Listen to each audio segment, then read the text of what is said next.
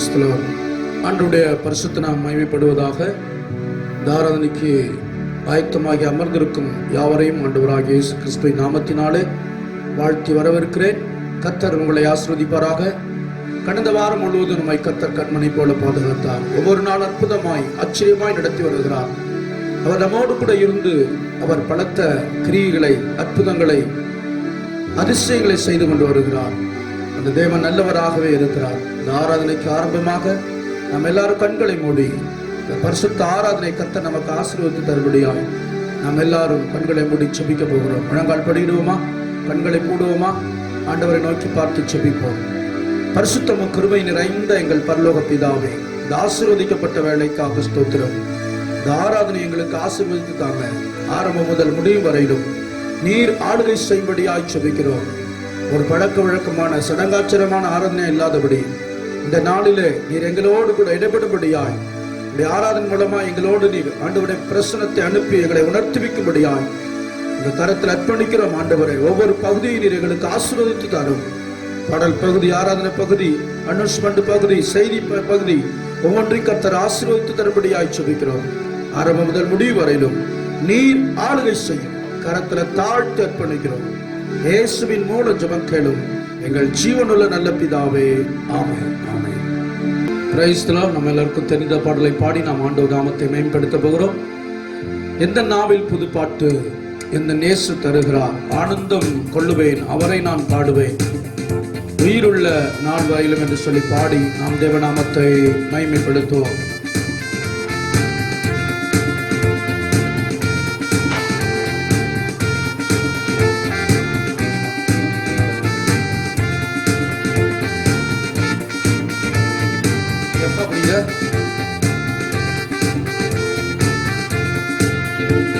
எந்த நாவில் புது பாட்டு எந்த நேசு தருகிறார், இந்த நாவில் புது பாட்டு எந்த நேசு தருகிறார், ஆனந்தம் கொள்ளுவேன் அவரை நான் பாடுவேன், உயிருள்ள நாள் வரையில் அல்லேலூயா. ஆனந்தம் கொள்ளுவேன் அவரை நான் பாடுவேன், உயிருள்ள நாள் வரையில். கரங்களை தட்டி இந்த நாவில் புது பாட்டு எந்த நேசு தருகிறார், இந்த நாவில் புது பாட்டு எந்த நேசு தருகிறார். பாவையில் என்னை வந்து சூழ்ந்து கொள்கையில் தேவன் அவர் தீபமாய் என்னை தேற்றினார். எல்லா மகிழ்ச்சியோடு கரங்களை தட்டி பாடி அவருடைய பரிசுத்த நாமத்தை மகிமைப்படுத்துவார்.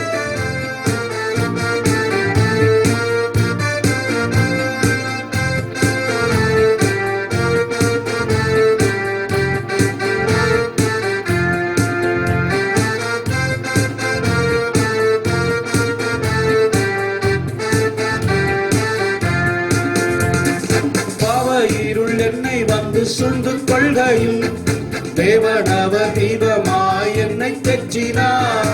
பாவையிருள் என்னை வந்து சூழ்ந்து கொள்கையில் தேவன் அவர் தீபமாய் என்னை தேற்றினார், ஆனந்தம் கொள்ளுவேன் அவரை நான் பாடுவேன், உயிருள்ள நாள் வரையில் அல்லேலூயா. ஆனந்தம் கொள்ளுவேன் அவரை நான் பாடுவேன், உயிருள்ள நாள் வரையில். இந்த நாவில் புது பாட்டு எந்த நேசு தருகிறார், இந்த நாவில் புது பாட்டு எந்த நேசு தருகிறார். வாத நோயும் வந்த போது வெண்டல் கெட்டிட்டார், பாதை காட்டி துன்பம் எல்லாம் நீக்கி மீட்டிட்டார். வாத நோயும் வந்த போது வெண்டல் கெட்டிட்டார், பாதை காட்டி துன்பம் எல்லாம் நீக்கி மீட்டிட்டார், ஆனந்தம் கொள்ளுவேன் அவரை நான் பாடுவேன், உயிருள்ள நாள் வரையில். சேர்ந்து சொல்வோம். ஆனந்தம் கொள்ளுவேன் அவரை நான் பாடுவேன், உயிருள்ள நாள் வரையில். இந்த நாவில் புது பாட்டு எந்த நேசு தருகிறார், இந்த நாவில் புது பாட்டு எந்த நேசு தருகிறார். சேற்றில் விழுந்த எண்ணெய் அவர் தூக்கி எடுத்தார். நாற்றம் எல்லாம் ஜீவ ரத்தம் கொண்டு மாற்றினார். இந்த உலகத்தில் மனம் போல வாழ்ந்தோம், ஆண்டவர் விட்டு தூரமாய் இருந்தோம், பாவ சேற்றில் உழண்டு கொண்டிருந்தோம். கர்த்தர் நம்மை தூக்கி எடுத்தோடு பரிசுத்த ரத்தத்தினாலே கழுவி அவர் நம்மை பரிசுத்தப்படுத்தி அவரை ஆராதிக்க நம்மை வைத்திருக்கிறார். எல்லா பாவ சாபத்தை நீக்கி பரிசுத்தமாய் நம்மை மாற்றி வைத்திருக்கிறார். சேற்றில் விழுந்த எண்ணெய் அவர் தூக்கி எடுத்தார். நாற்றம் எல்லாம் ஜீவ ரத்தம் கொண்டு மாற்றினார். என்னை அவர் தூக்கி எடுத்தார். நாற்றம் எல்லாம் ஜீவ ரத்தம் கொண்டு மாற்றினார். ஆனந்தம் கொள்ளுவேன், அவரை நான் பாடுவேன் உயிருள்ள நாள் வரையில். அல்லேலூயா. ஆனந்தம் கொள்ளுவேன், அவரை நான் பாடுவேன் உயிருள்ள நாள் வரையில். இந்த நாவில் புது பாட்டு எங்கள் இயேசு தருகிறார். இந்த நாவில் புது பாட்டு எங்கள் இயேசு தருகிறார். தந்தை தாயும் நண்பர் உற்றார் யாவும் ஆகினார். நிந்தை தாங்கி எங்கும் அவர் மென்மை சொல்லுவே. தந்தை தாயும் நண்பர் உற்றார் யாவும் ஆகினார்.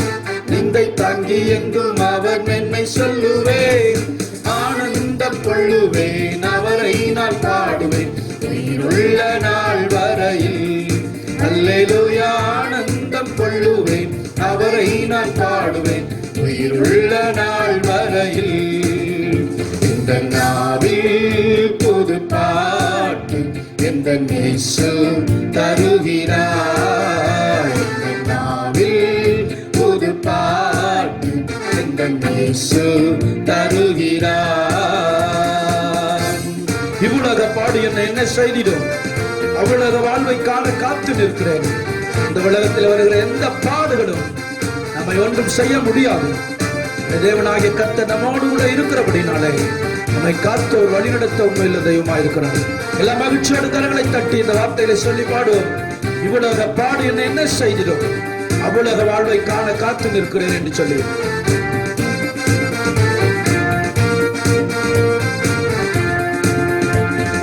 இவ்வுலக பாடு என்னை என்ன செய்திடும், அவ்வுலக வாழ்வை காண காத்து நிற்கிறேன். இவ்வுலக பாடு என்னை என்ன செய்திடும், அவ்வுலக வாழ்வை காண காத்து நிற்கிறேன். ஆனந்தம் கொள்ளுவேன், அவரை நான் பாடுவேன் உயிருள்ள நாள் வரையில். அல்லேலூயா. ஆனந்தம் கொள்ளுவேன், அவரை நான் பாடுவேன் உயிருள்ள நாள் வரையில். இந்த நாவில் புது பாட்டு எந்த இயேசு தருகிறார். இந்த நாவில் புது பாட்டு எந்த இயேசு தருகிறார். ஹல்லேலூயா, ஹல்லேலூயா. இன்னொரு பாடலை பாடி நாம் தேவநாமத்தை மேம்படுத்துவோம். எனக்கு ஒத்தாசை வரும், பர்வதனுக்கு நேராக என் கண்களை ஏறெடுப்பேன். வானம் பூமி படைத்த வல்லவர் தேவனிடத்தில் இருந்து என்று சொல்லி பாடி நாம் தேவநாமத்தை மகிமைப்படுத்த போகிறோம். எல்லாருக்கும் தெரிந்த பாடல் பாடி நாம் தேவநாமத்தை மகிமைப்படுத்துவோம்.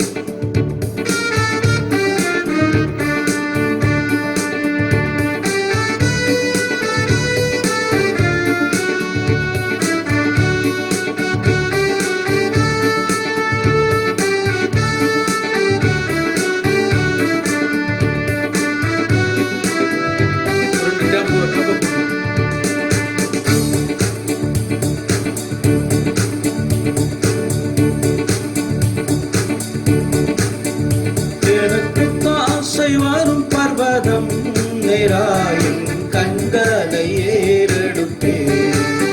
எனக்கு தாசை வரும் பர்வதம் நேராயின் கண்களை ஏறெடுப்பேன்.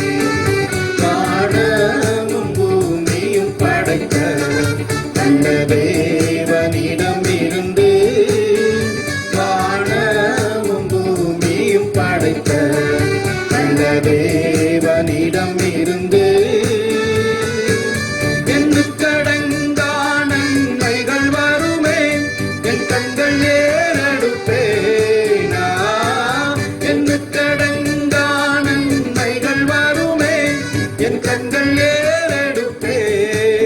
எனக்கொத்தாசை வரும் பர்வதம் நேராயின் கண்களை ஏறெடுப்பேன். எனக்கொத்தாசை வரும் பர்வதம் நேராயின் கண்களை ஏறெடுப்பேன். மழைகள் பெயர்ந்தகன்றிடும், நிலை மாறி புவி அகன்றிடும். மாறிடுமோ அவர் கிருபையின் நாடும், ஆறுதல் எனக்கு அவரை உணர்ந்து பாடுவோம். ஒவ்வொரு நாளும் நமக்கு கிருபைகளை தந்து நடத்துகிறவராய் இருக்கிறாரே. எல்லாம் இந்த வழிகள் எல்லாம் உணர்ந்து பாடி தேவநாமத்தை மேம்படுத்துவோம். மலைகள் பெயர்ந்து போகாது, குன்றுகள் அகன்று போனாலும் உடைய கிருபை உன்னை விட்டு விலகாமலும் என்று சொல்லப்பட்டிருக்கிறது. நாமத்தை கரங்களை தட்டி பாடி உயர்த்துவோம்.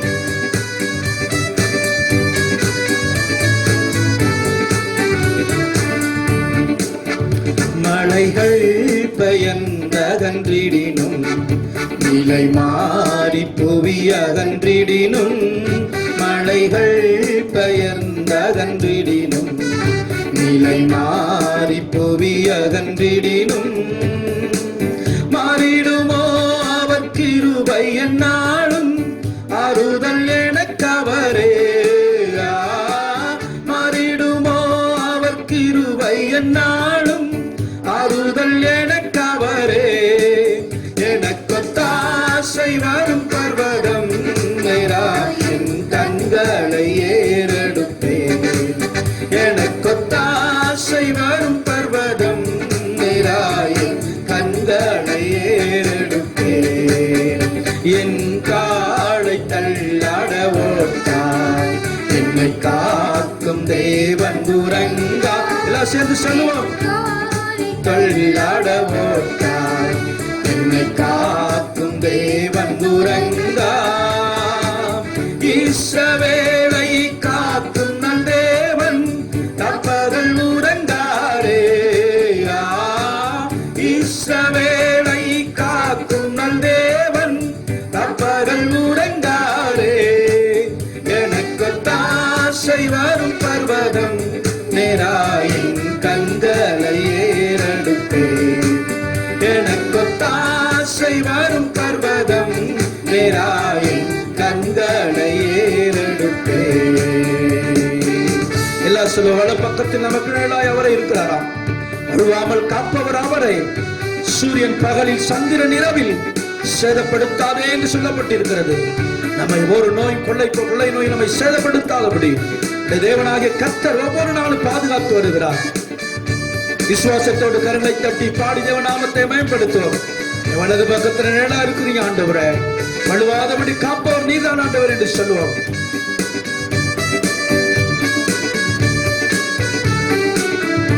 கடப்பக்கத்தில் நிழலவரே, வலுவாமல் காப்பவர் அவரே.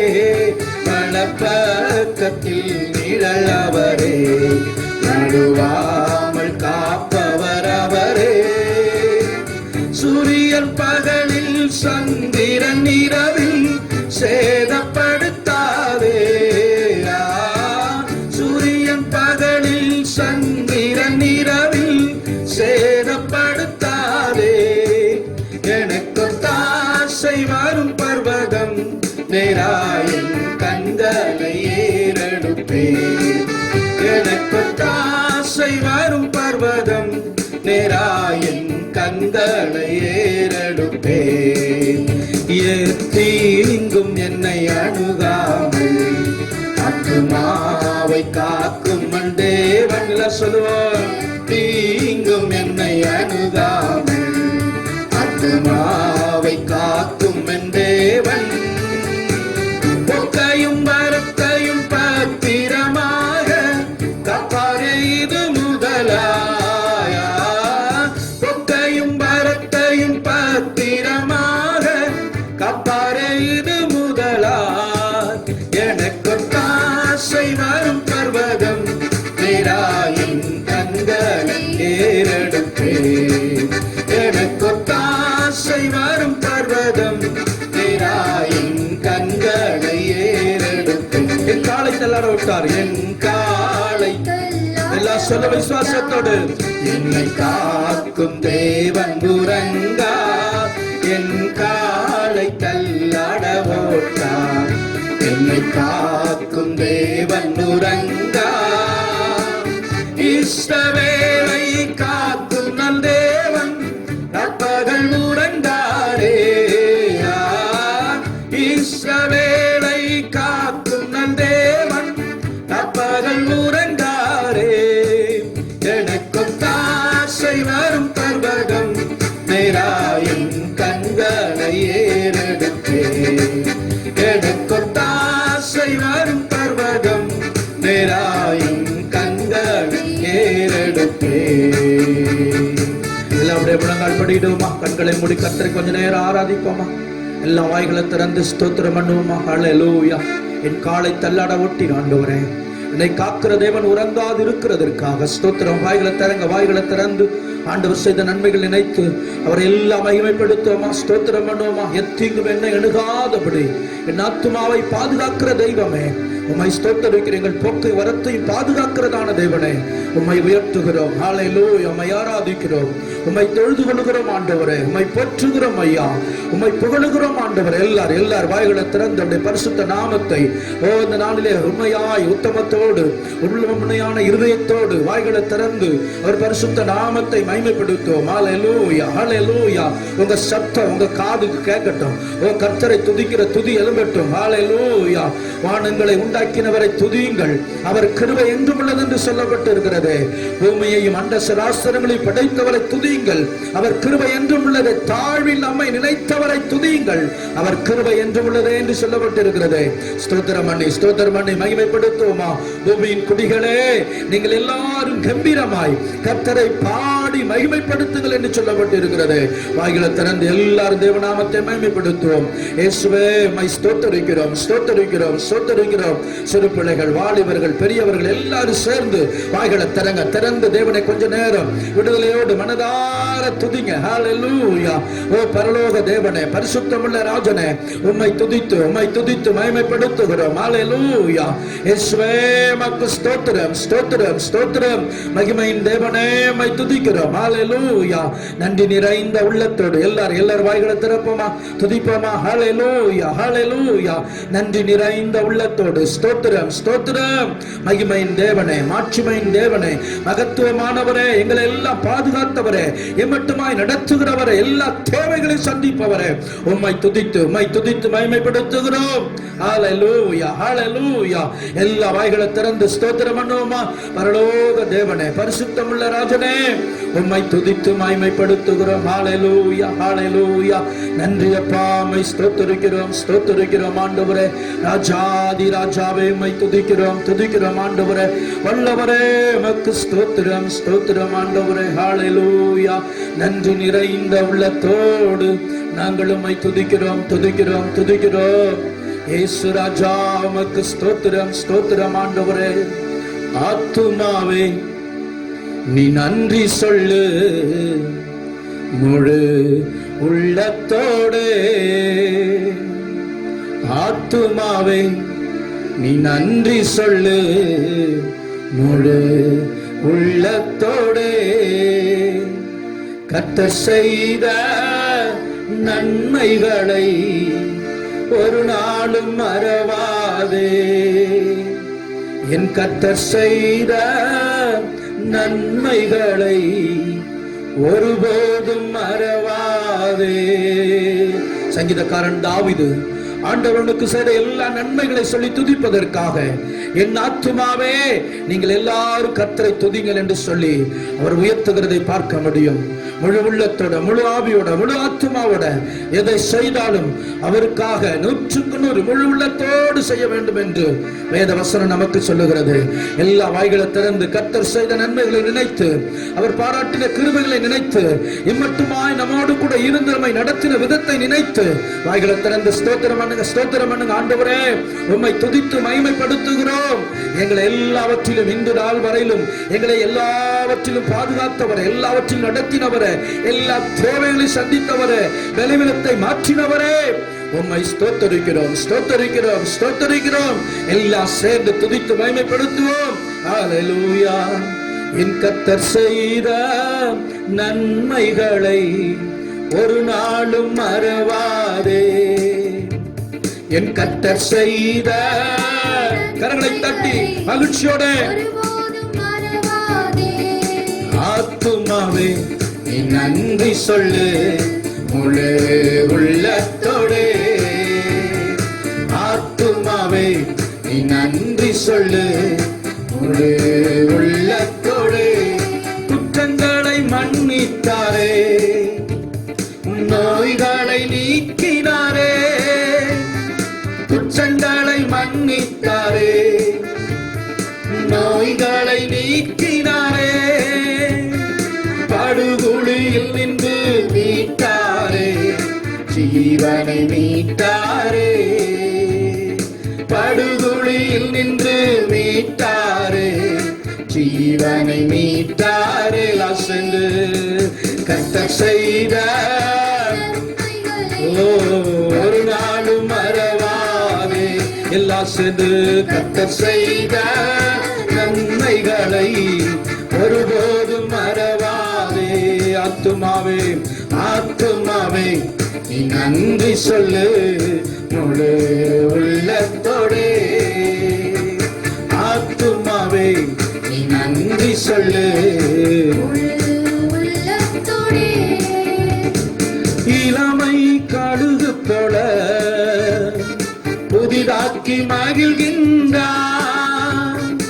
இளமை கழுகு போல புதிதாக்கி மகிழ்கின்றான். ஓடினாலும் நடந்தாலும் பலன் குறைவதில்லை. ஓடினாலும் நடந்தாலும் பலன் குறைவதில்லை. என்று சொல்லி கர்த்தர் செய்த ஒரு மறவாது. ஜீவனை கொடுத்தவரை, சுகத்தை கொடுத்தவரை, எல்லா நன்மைகளை செய்தவரை, மட்டுமாய் நம்மை வாழ வைத்தவரை, எல்லா உள்ளத்தின் ஆழத்தில் இருந்து கர்த்தர் செய்த நன்மைகளை ஒரு நாளும் மறவாதே. கிருபை இரக்கங்களா மணிமுடி சூட்டுகிறார். கிருபை இரக்கங்களா மணிமுடி சூட்டுகிறார். நன்மைகளால் திருப்தியாக்குகிறார். எல்லாம் சொல்லுவோம், வாழ்நாளெல்லாம் நன்மைகளால் திருப்தியாக்குகிறார். கர்த்தர் செய்த நன்மைகளை ஒருபோதும் மறவாதே. என் கர்த்தர் செய்த நன்மைகளை ஒருபோதும் மறவாதே. எல்லாருடைய கரங்களை உயர்த்தி அவரை பார்த்து சொல்லுவோம், ஆத்துமாவே ஆத்துமாவே கர்த்தரை ஸ்தோத்திரி என்று சொன்னாரே. அவர் செய்த எல்லா நன்மைகளுக்காக ஓ ஸ்தோத்திரம். அல்லேலூயா. கர்த்தர் செய்த நன்மைகளை ஒரு நாளும் மறவாதே. என் கர்த்தர் செய்த நன்மைகளை ஒருபோதும் மறவாதே. ஸ்தோத்திரம். அவரை எல்லாம் அப்படியே மகிமைப்படுத்துவோமா? ஹல்லேலூயா. அவரை துதிப்போமா? ஹல்லேலூயா. பரிசுத்த உள்ளத்தோடு ஸ்தோத்திரம். ஆண்டவரே, அப்பா பிதாவே, உம்மை துதிக்கிறோம். ஹல்லேலூயா. ஆண்டவர் சொல்லி இருக்கிறார், இக்காலத்து பாடுகள் எல்லாம் இனி வரும் மகிமைக்கு ஒப்பானதல்ல என்று சொல்லி. இது ஒரு பாடுகள நாளாய் இருந்தாலும், நமக்கு மிகுந்த சோதனைக்குரிய ஒரு நாளாய் இருந்தாலும், இந்த நாட்களிலே கர்த்தர், இது வருகின்ற நாட்களிலே மகிமையா இதை மாற்றி தரப்போகிறவராய் இருக்கிறாரே. எல்லா கண்களை மூடி பயபக்தியோடு, ஆண்டவரே இந்த நாளிலே எங்களை ஆண்டவரே இந்த சூழ்நிலையில் கூட நாங்கள் நடந்து வந்தாலும் எங்களுக்கு ஒரு மகிமை வைத்திருக்கிறீர், ஒரு வெற்றியை வைத்திருக்கிறீர், ஒரு ஆசீர்வாதத்தை வைத்திருக்கிறீர், ஒரு மகிமையான எழுப்புதலின் நாளை வைத்திருக்கிறீர். ஆண்டவரே உம்மை துதித்து ஹல்லேலூயா ஸ்தோத்திரம். இக்காலத்து பாடுகள் எல்லாம் ஒரு நாள் மாறிவிடும். வருங்காலத்தின் மகிமைக்குள்ளே நம்மை சேர்த்துவிடும். இக்காலத்து பாடுகள் எல்லாம் ஒரு நாள் மாறிவிடும். வருங்காலத்தின் மகிமைக்குள்ளே நம்மை சேர்த்துவிடும். பலத்தின் மேல் சீயோனை காண்போம். பலத்தின் மேல் பலனடைந்து சீயோனை காண்போம். நித்திய மகிழ்ச்சி தலைமேல் இருக்கும். தவிப்பும் சஞ்சலம் ஓடி போகும். தவிப்பும் சஞ்சலம் ஓடி போகும். தவிப்பும் சஞ்சலம் ஓடி போகும். மாரநாதா மாரநாதா மாரநாதா மாரநாதா சீக்கிரம் வாருமையா மாரநாதா. எங்கள் மாரநாதா மாரநாதா சீக்கிரம் வாருமையா மாரநாதா. செத்தவனை போல் எல்லாராலும் முழுமையாய் மறக்கப்பட்டேன். உடைந்து போன பாத்திரம் போல் என் வாழ்க்கை மாறியதே. செத்தவனை போல் முழுவதும் மறக்கப்பட்டேன். உடைந்து போன பாத்திரம் போல் என் வாழ்க்கை மாறியதே. என் காலங்கள் கைகளிலே அர்ப்பணம் செய்து விட்டேன். என் காலங்கள் கைகளிலே அர்ப்பணம் செய்து விட்டேன். என் தாயும் நீரே தகப்பனும் நீரே. என் வாழ்வில் எல்லாம் நீரே. என் வாழ்வில் எல்லாம் நீரே. என் வாழ்வில் எல்லாம் நீரே. மாரநாதா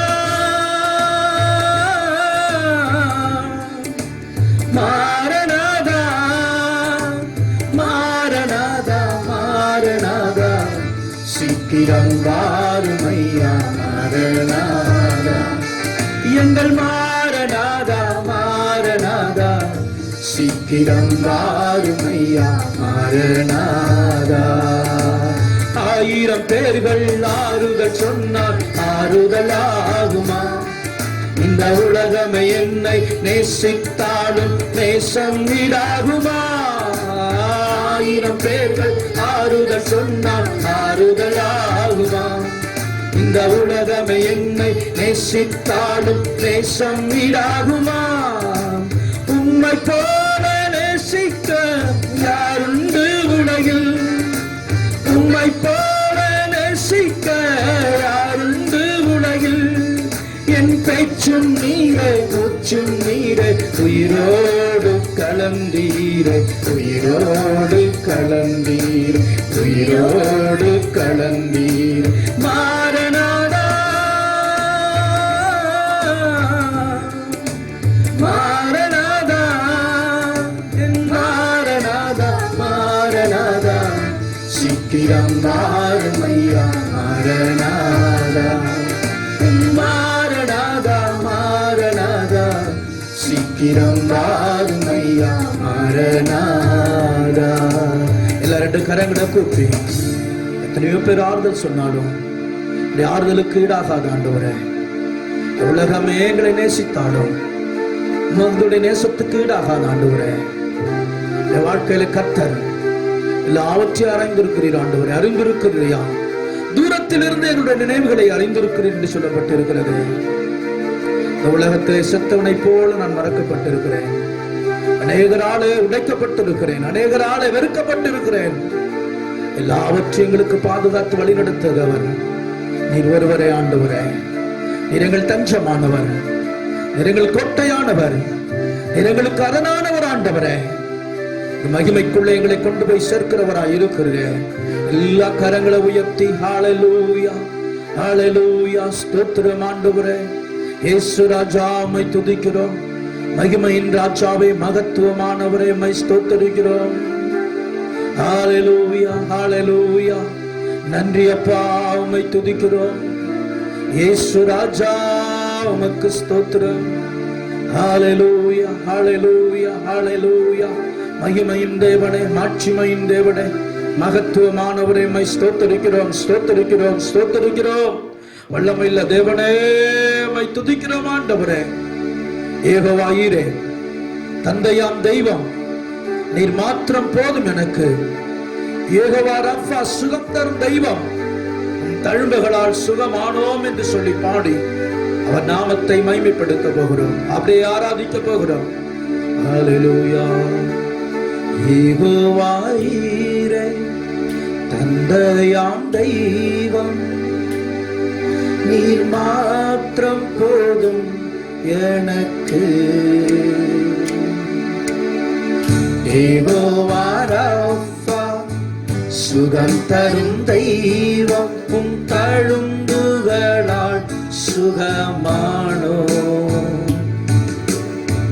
யெகோவா ஷம்மா என் கூட இருப்பீர், என் தேவையெல்லாம் சந்திப்பீர்.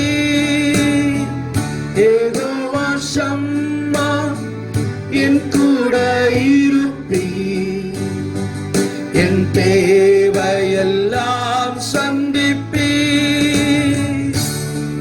நீர் மாத்திரம் போதும், நீர் மாத்திரம் போதும். எல்லாம் சொல்லுவோம், நீர் மாத்திரம் போதும் எனக்கு. எல்லாம் சேர்ந்து வாய்களை திறந்து, நீர் மாத்திரம் போதும், நீர் மாத்திரம் போதும், நீர் மாத்திரம் போதும் எனக்கு.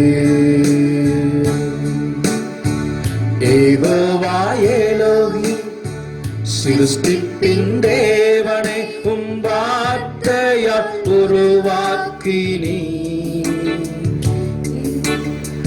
யெகோவா பரிசுத்தர் உன்னதர் நீரே, உம்மை போல் வேறு தேவனில்லை. யெகோவா ஷாலோம் உம் சமாதானம் தந்தி என் உள்ளத்திலே. யெகோவா ஷாலோம் உம் சமாதானம் தந்தி என் உள்ளத்திலே.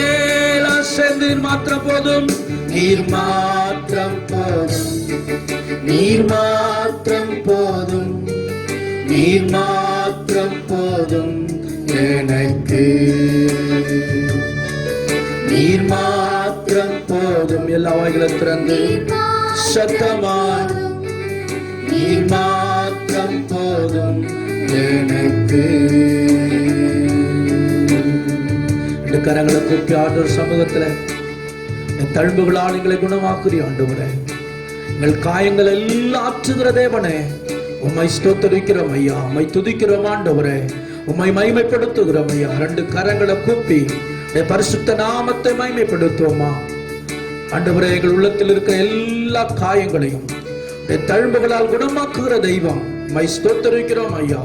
இயேசுவே உமக்கு ஸ்தோத்திரம், ஸ்தோத்திரம், ஸ்தோத்திரம் ஆண்டவரே. ஹல்லேலூயா. இயேசுவே உமக்கு நன்றி. ஆவியானவரே உமக்கு ஸ்தோத்திரம். உம்மை நோக்கி பார்க்கின்றே, உம்மை நினைத்து துதிக்கின்றே. உம்மை நோக்கி பார்க்கின்றே, உம்மை நினைத்து துதிக்கின்றே. இயேசையா ஸ்தோத்திரம், இயேசையா ஸ்தோத்திரம், இயேசையா ஸ்தோத்திரம், இயேசையா ஸ்தோத்திரம். உலகம் வெறுக்கையில் நீரோ அணைக்கின்றீர். உலகம் வெறுக்கையில் நீரோ அணைக்கின்றீர். மதனைப்பிலே உமது அணைப்பிலே அந்த வெறுப்பை மறக்கின்றே. சொல்லுங்க, உமது அணைப்பிலே அந்த வெறுப்பை பொறுப்பை மறக்கின்றேன். உம்மை நோக்கி பார்க்கின்றேன், உம்மை நினைத்து துதிக்கின்றேன். உம்மை நோக்கி பார்க்கின்றேன், உம்மை நினைத்து துதிக்கின்றேன். இயேசையா ஸ்தோத்திரம், எல்லா உள்ளத்தின் ஆழத்திலிருந்து இயேசையா ஸ்தோத்திரம், இயேசையா ஸ்தோத்திரம், இயேசையா ஸ்தோத்திரம். எல்லா கரங்களை தட்டி அவருடைய பரிசுத்த நாமத்தை மகிமைப்படுத்துவோமா? எல்லா துதிக்கும், எல்லா கணத்திற்கும், எல்லா மகிமைக்கும் அவர் ஒருவரே பாத்திரரா இருக்கிறபடினாலே முழுபலத்தோடு கரங்களை தட்டி அவருடைய பரிசுத்த நாமத்தை மகிமைப்படுத்துவோம். எல்லா முழுபலத்தோடு கரங்களை தட்டி மகிமைப்படுத்துவோமா? ஸ்தோத்திரம், ஸ்தோத்திரம், ஸ்தோத்திரம். ஆண்டவரே, மீதமுள்ள ஒவ்வொரு பகுதியும் கர்த்தர் நமக்கு ஆசீர்வதித்து தரும்படியா நம்மத்தில் இருக்கிற மாற்றி முன்பாக வந்து ஜெபிக்கும்படி அன்போடு கேட்கிறேன். ஸ்தோத்திரம். எங்களை அதிகமாக நேசிக்கிற நல்ல பிதாவே, நன்றியோடு உம்மை துதிக்கிறோம். ஆண்டவரே, உமக்கு நன்றி செலுத்துகிறோம். இந்த ஆராதனையிலே ஆரம்பம் முதல் இறுதி மட்டும் ஆவியானவர் தாமே அசைவாடும்படியாய் செபிக்கிறோம். இம்மட்டுமாய் நடத்தி வந்த தேவன் இனிமேலும் நீர் நடத்த போகிறதற்காக நன்றி செலுத்துகிறோம். ஆண்டவரே, அப்பா, எங்கள் ஜனங்களோடு தேவனாகிய கர்த்தர் நீர் இடைபடும்படியாய் செபிக்கிறோம். ஊழியக்காரரோடு ஆண்டவரே தகப்பனே, ஒன்று நீர் பேசுகிற வார்த்தை ஆண்டவரே எங்கள் ஜனங்கள் ஒவ்வொருவரையும் ஆற்றி தேற்றி அரவணைக்கும்படியாக கர்த்தாவே உம்முடைய சமூகத்திலே ஒப்புக் கொடுக்கிறோம். மீதமுள்ள வேலையை தேவன் ஆசீர்வதிங்க. ஒவ்வொரு பகுதியிலும் தேவநாமம் மகிமைப்படுவதாக இயேசுவின் நாமத்தில் ஜெபிக்கிறோம் நல்ல பிதாவே, ஆமென்.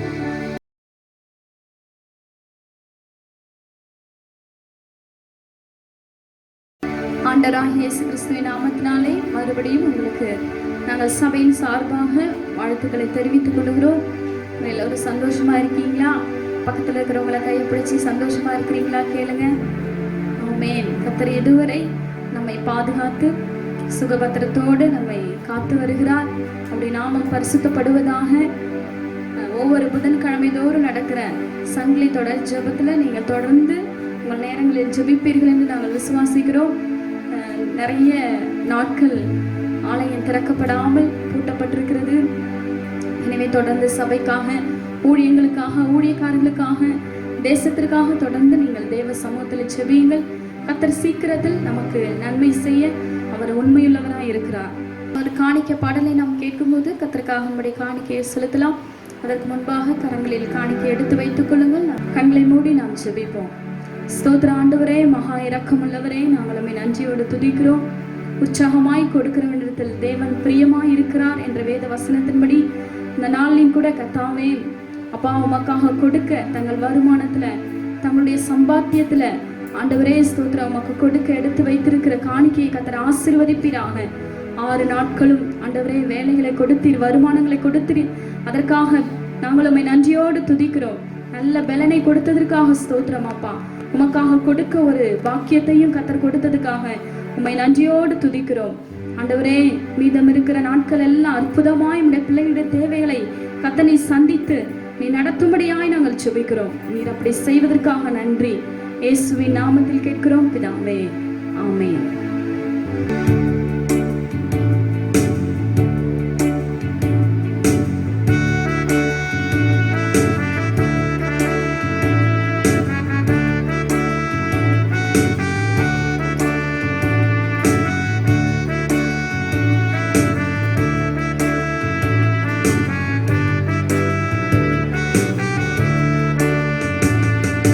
தகப்பனே, நல்ல தகப்பனே,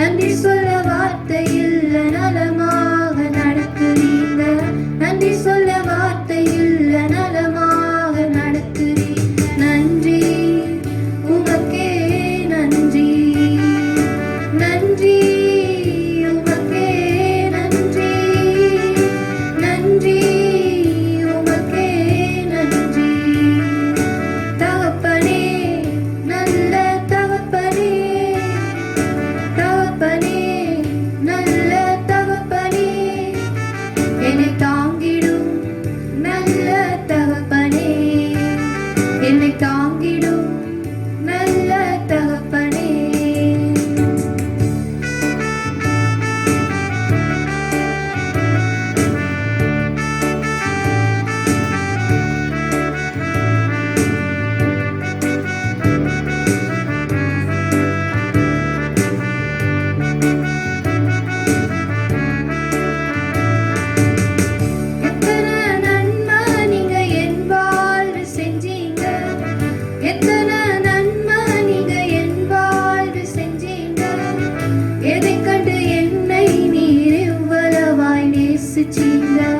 எதை கண்டு என்னை நீர் இவ்வளவாய் நேசிச்சீங்க. நன்றி உமக்கே நன்றி, நன்றி உமக்கே நன்றி, நன்றி உமக்கே நன்றி.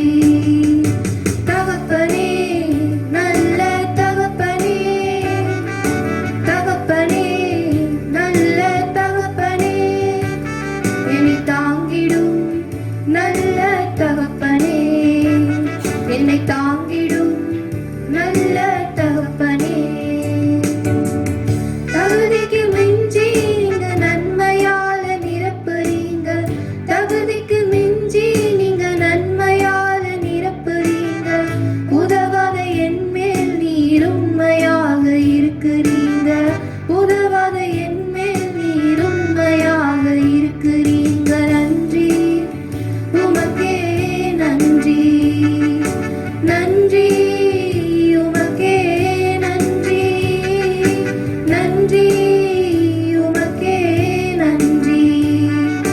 தகப்பனே நல்ல தகப்பனே, தகப்பனே நல்ல தகப்பனே, என்னை தாங்கிடும் நல்ல தகப்பனே, என்னை தாங்கிடும் நல்ல தகப்பனே.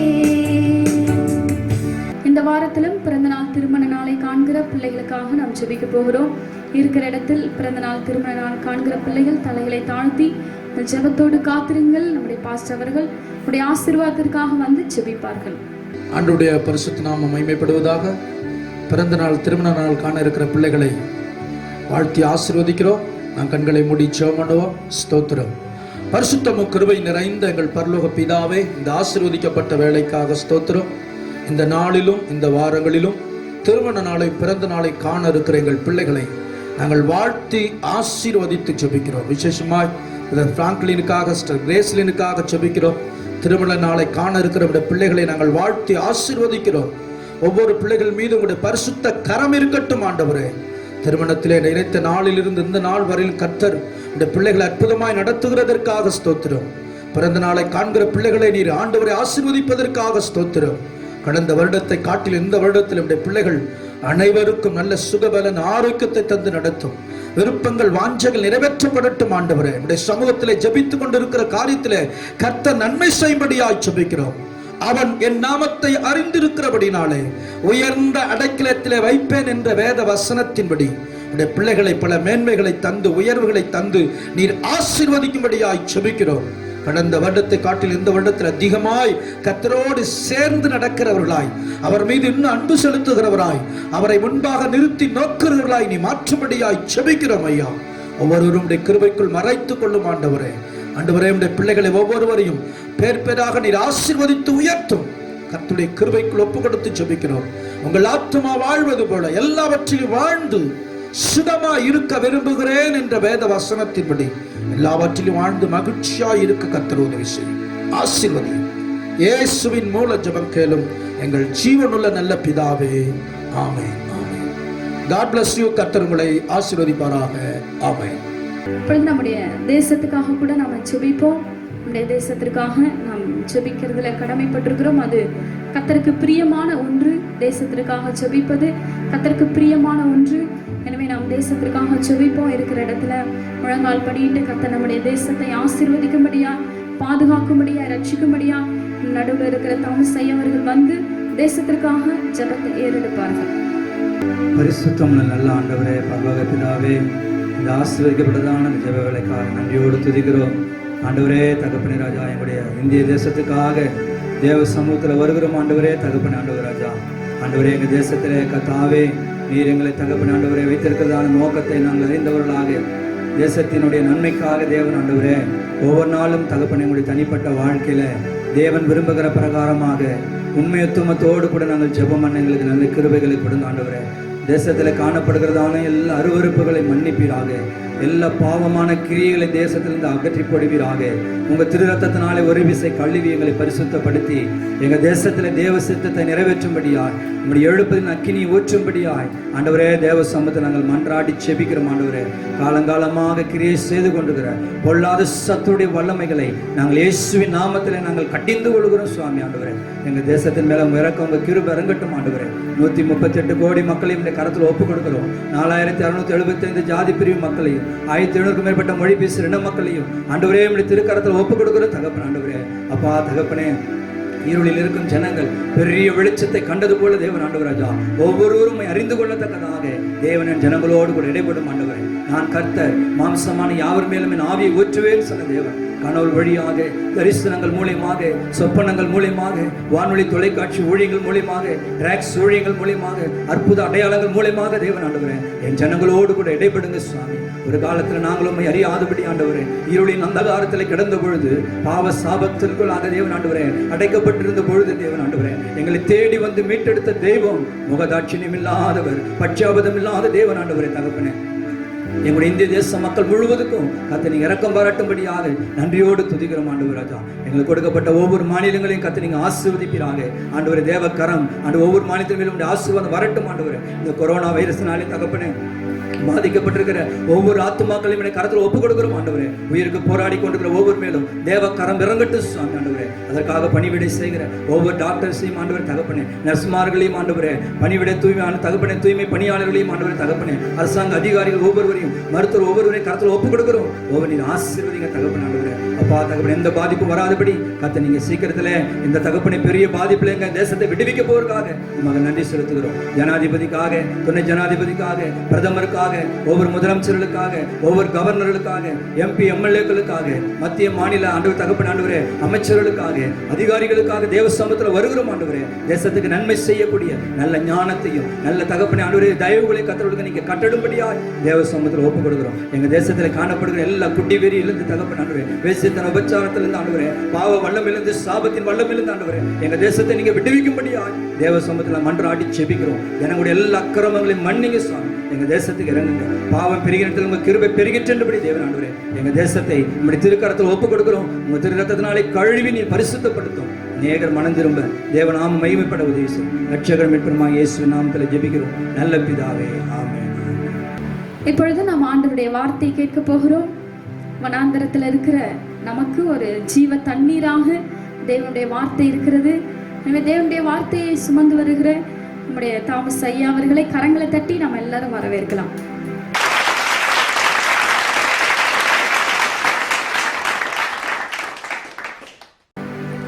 கர்த்தருடைய பரிசுத்த நாமத்திற்கு மகிமை உண்டாவதாக. இந்த ஆராதனைக்கு வந்திருக்கிற உங்கள் யாவரையும் ஆண்டவராக இயேசுவின் நாமத்தினாலே வாழ்த்தி வரவேற்கிறேன்.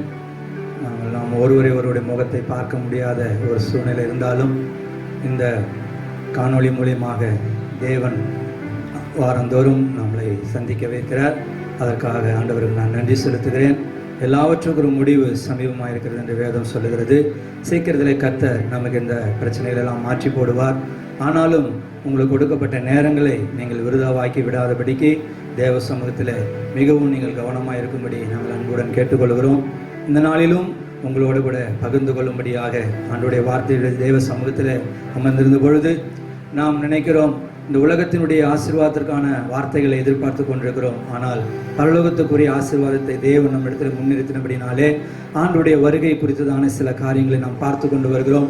கடந்த முறை கூட நாம் ஆண்டுடைய வருகையை பார்த்தோம். இந்த நாளிலும் சில சம்பவங்கள், அசம்பாவிதமான மறைமுகமான காரியங்கள் நடந்து கொண்டிருக்கிறது. அது நமக்கு தெரியாமலே அது செயல்பட்டு கொண்டிருக்கிறபடினால அந்த காரியங்களை குறித்து ஆண்டவர் என்னோடு கூட பகிர்ந்து கொள்ளும்படியா எனக்கு சொன்ன சில காரியங்களை நான் உங்களோடு கூட பகிர்ந்து கொள்கிறேன். தானியேலின் புஸ்தகம் 12ஆம் அதிகாரம் 10வது வசனம். தானியேல் 12:10.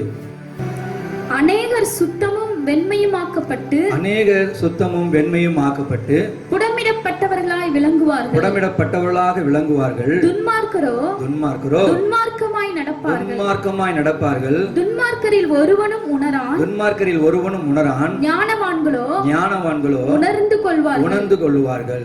நாம் ஜெபம் பண்ணுவோம். பரிசுத்தமுள்ள நல்ல ஆண்டவரே, பரலோக பிதாவே, உம்முடைய வார்த்தை வல்லமை உள்ளதா இருக்கிறபடினாலே, உம்முடைய வார்த்தை மகிமை உள்ளதா இருக்கிறபடினாலே தேவ சமூகத்தில் எங்களை ஒப்புக் கொடுக்கிறோம். காது உள்ளவன் கேட்க கடவன் என்று சொன்ன தேவன் ஆண்டவரே, அப்பா தகப்பனின் இருந்த நாளிலே எங்களோடு கூட இடைபடும்படியாக உடைய சமூகத்தில் ஒப்புக் கொடுக்கிறோம்.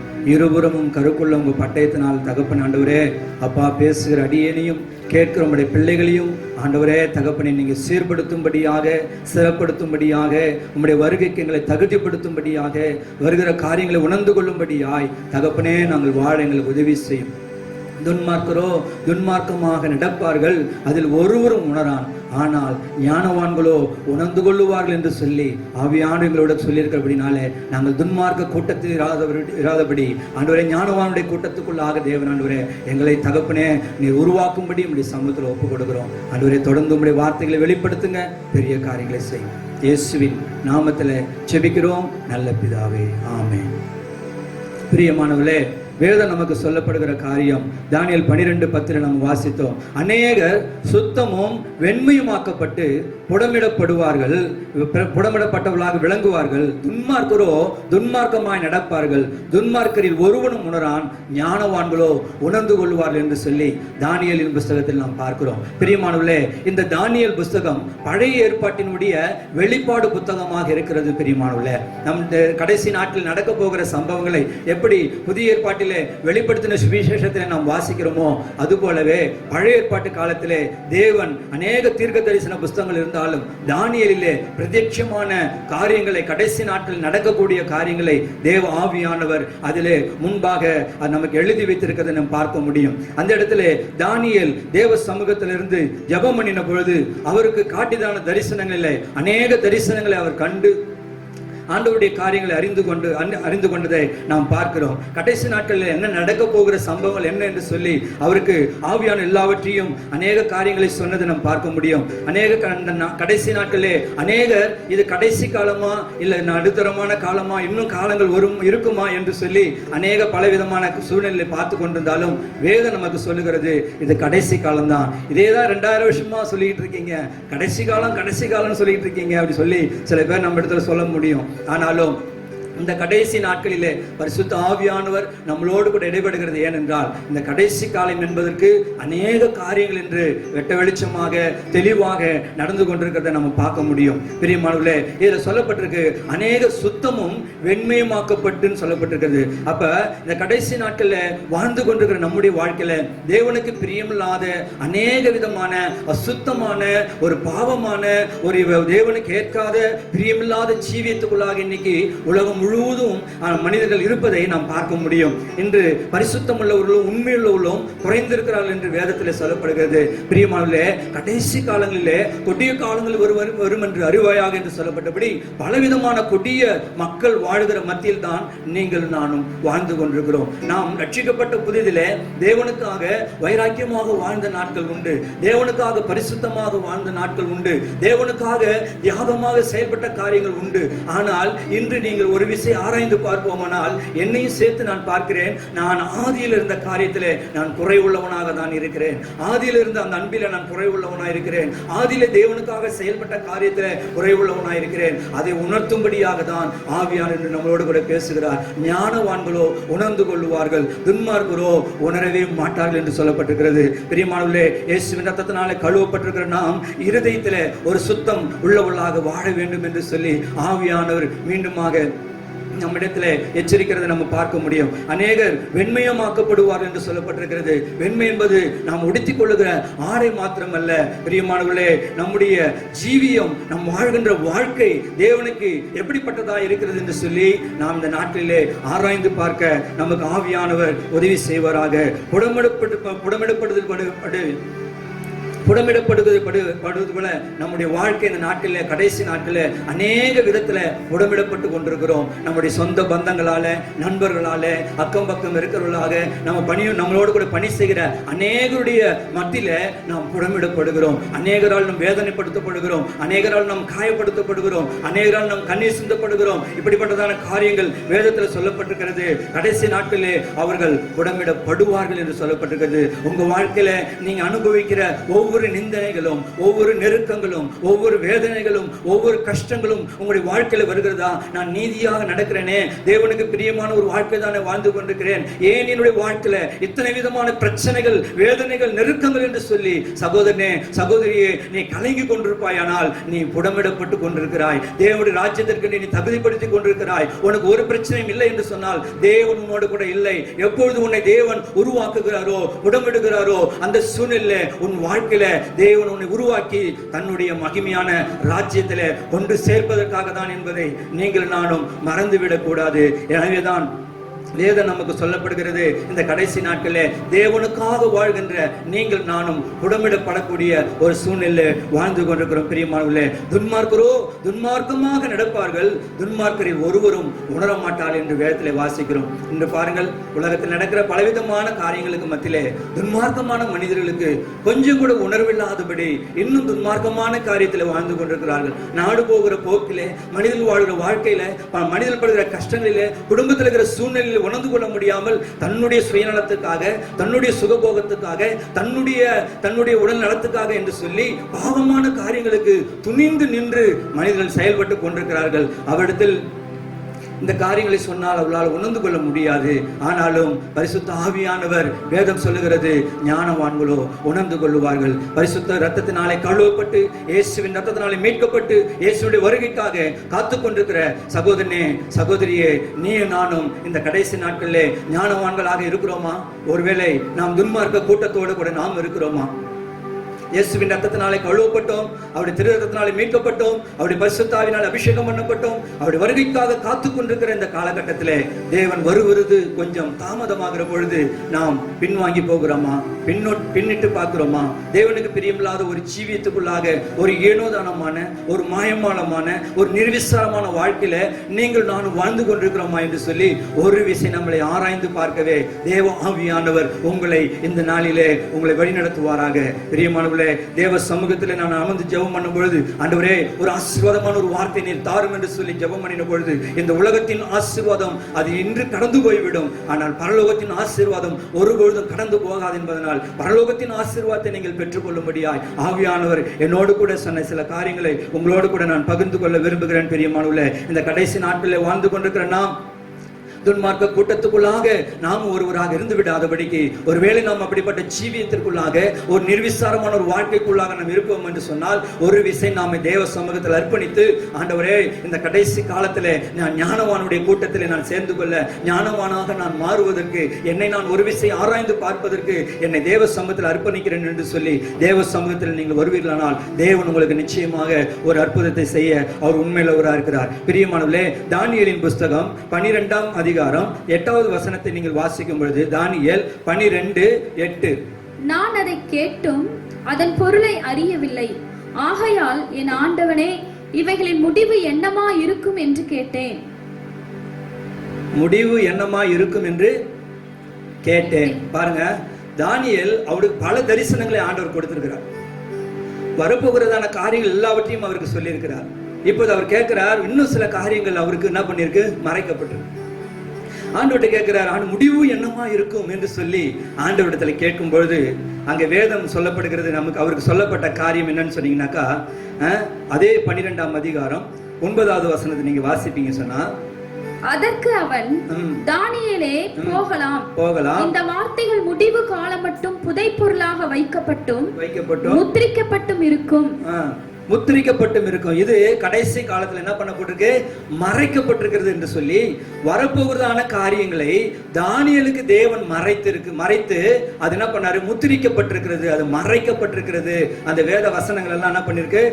மறைக்கப்பட்டிருக்கிறது என்று நாம் வேதத்தில் நாம் பார்க்கிறோம். அவர் கேட்கிறார், வரப்போகிற காரியம் எப்படிப்பட்டதா இருக்கும் என்று சொல்லி கேட்கும் பொழுது, தேவதூதன் சொல்லுகிறார், இது உனக்கு என்ன பண்ணிருக்கு, உனக்கும் மறைக்கப்பட்டிருக்கிறது, உன்னோட ஜனங்களுக்கு அது மறைக்கப்பட்டிருக்கிறது என்று சொல்லி அது மறைக்கப்பட்ட முத்திரிக்கப்பட்ட காரியமாக அதில் நாம் சொல்லுகிறது நம்ம பார்க்க முடியும். பிரியமானவர்களே, தானியேல் அந்த காரியங்களை அறிந்து கொள்ள வேண்டும் என்று சொல்லி அவர் ஆவலோடு கூட விண்ணப்பம் பண்ணின பொழுது கூட அவருக்கு மறைக்கப்பட்ட காரியங்கள் இன்று உங்களுக்கும் எனக்கும் பரிசுத்த ஆவியானவர் வெளிப்படுத்தின விசேஷ புஸ்தகத்தின் மூலமாக நமக்கு அதை வெளிப்படுத்தியிருக்கிறார். பாருங்கள், வெளிப்படுத்தின விசேஷம் 1ஆம் அதிகாரம் 1வது வசனம்.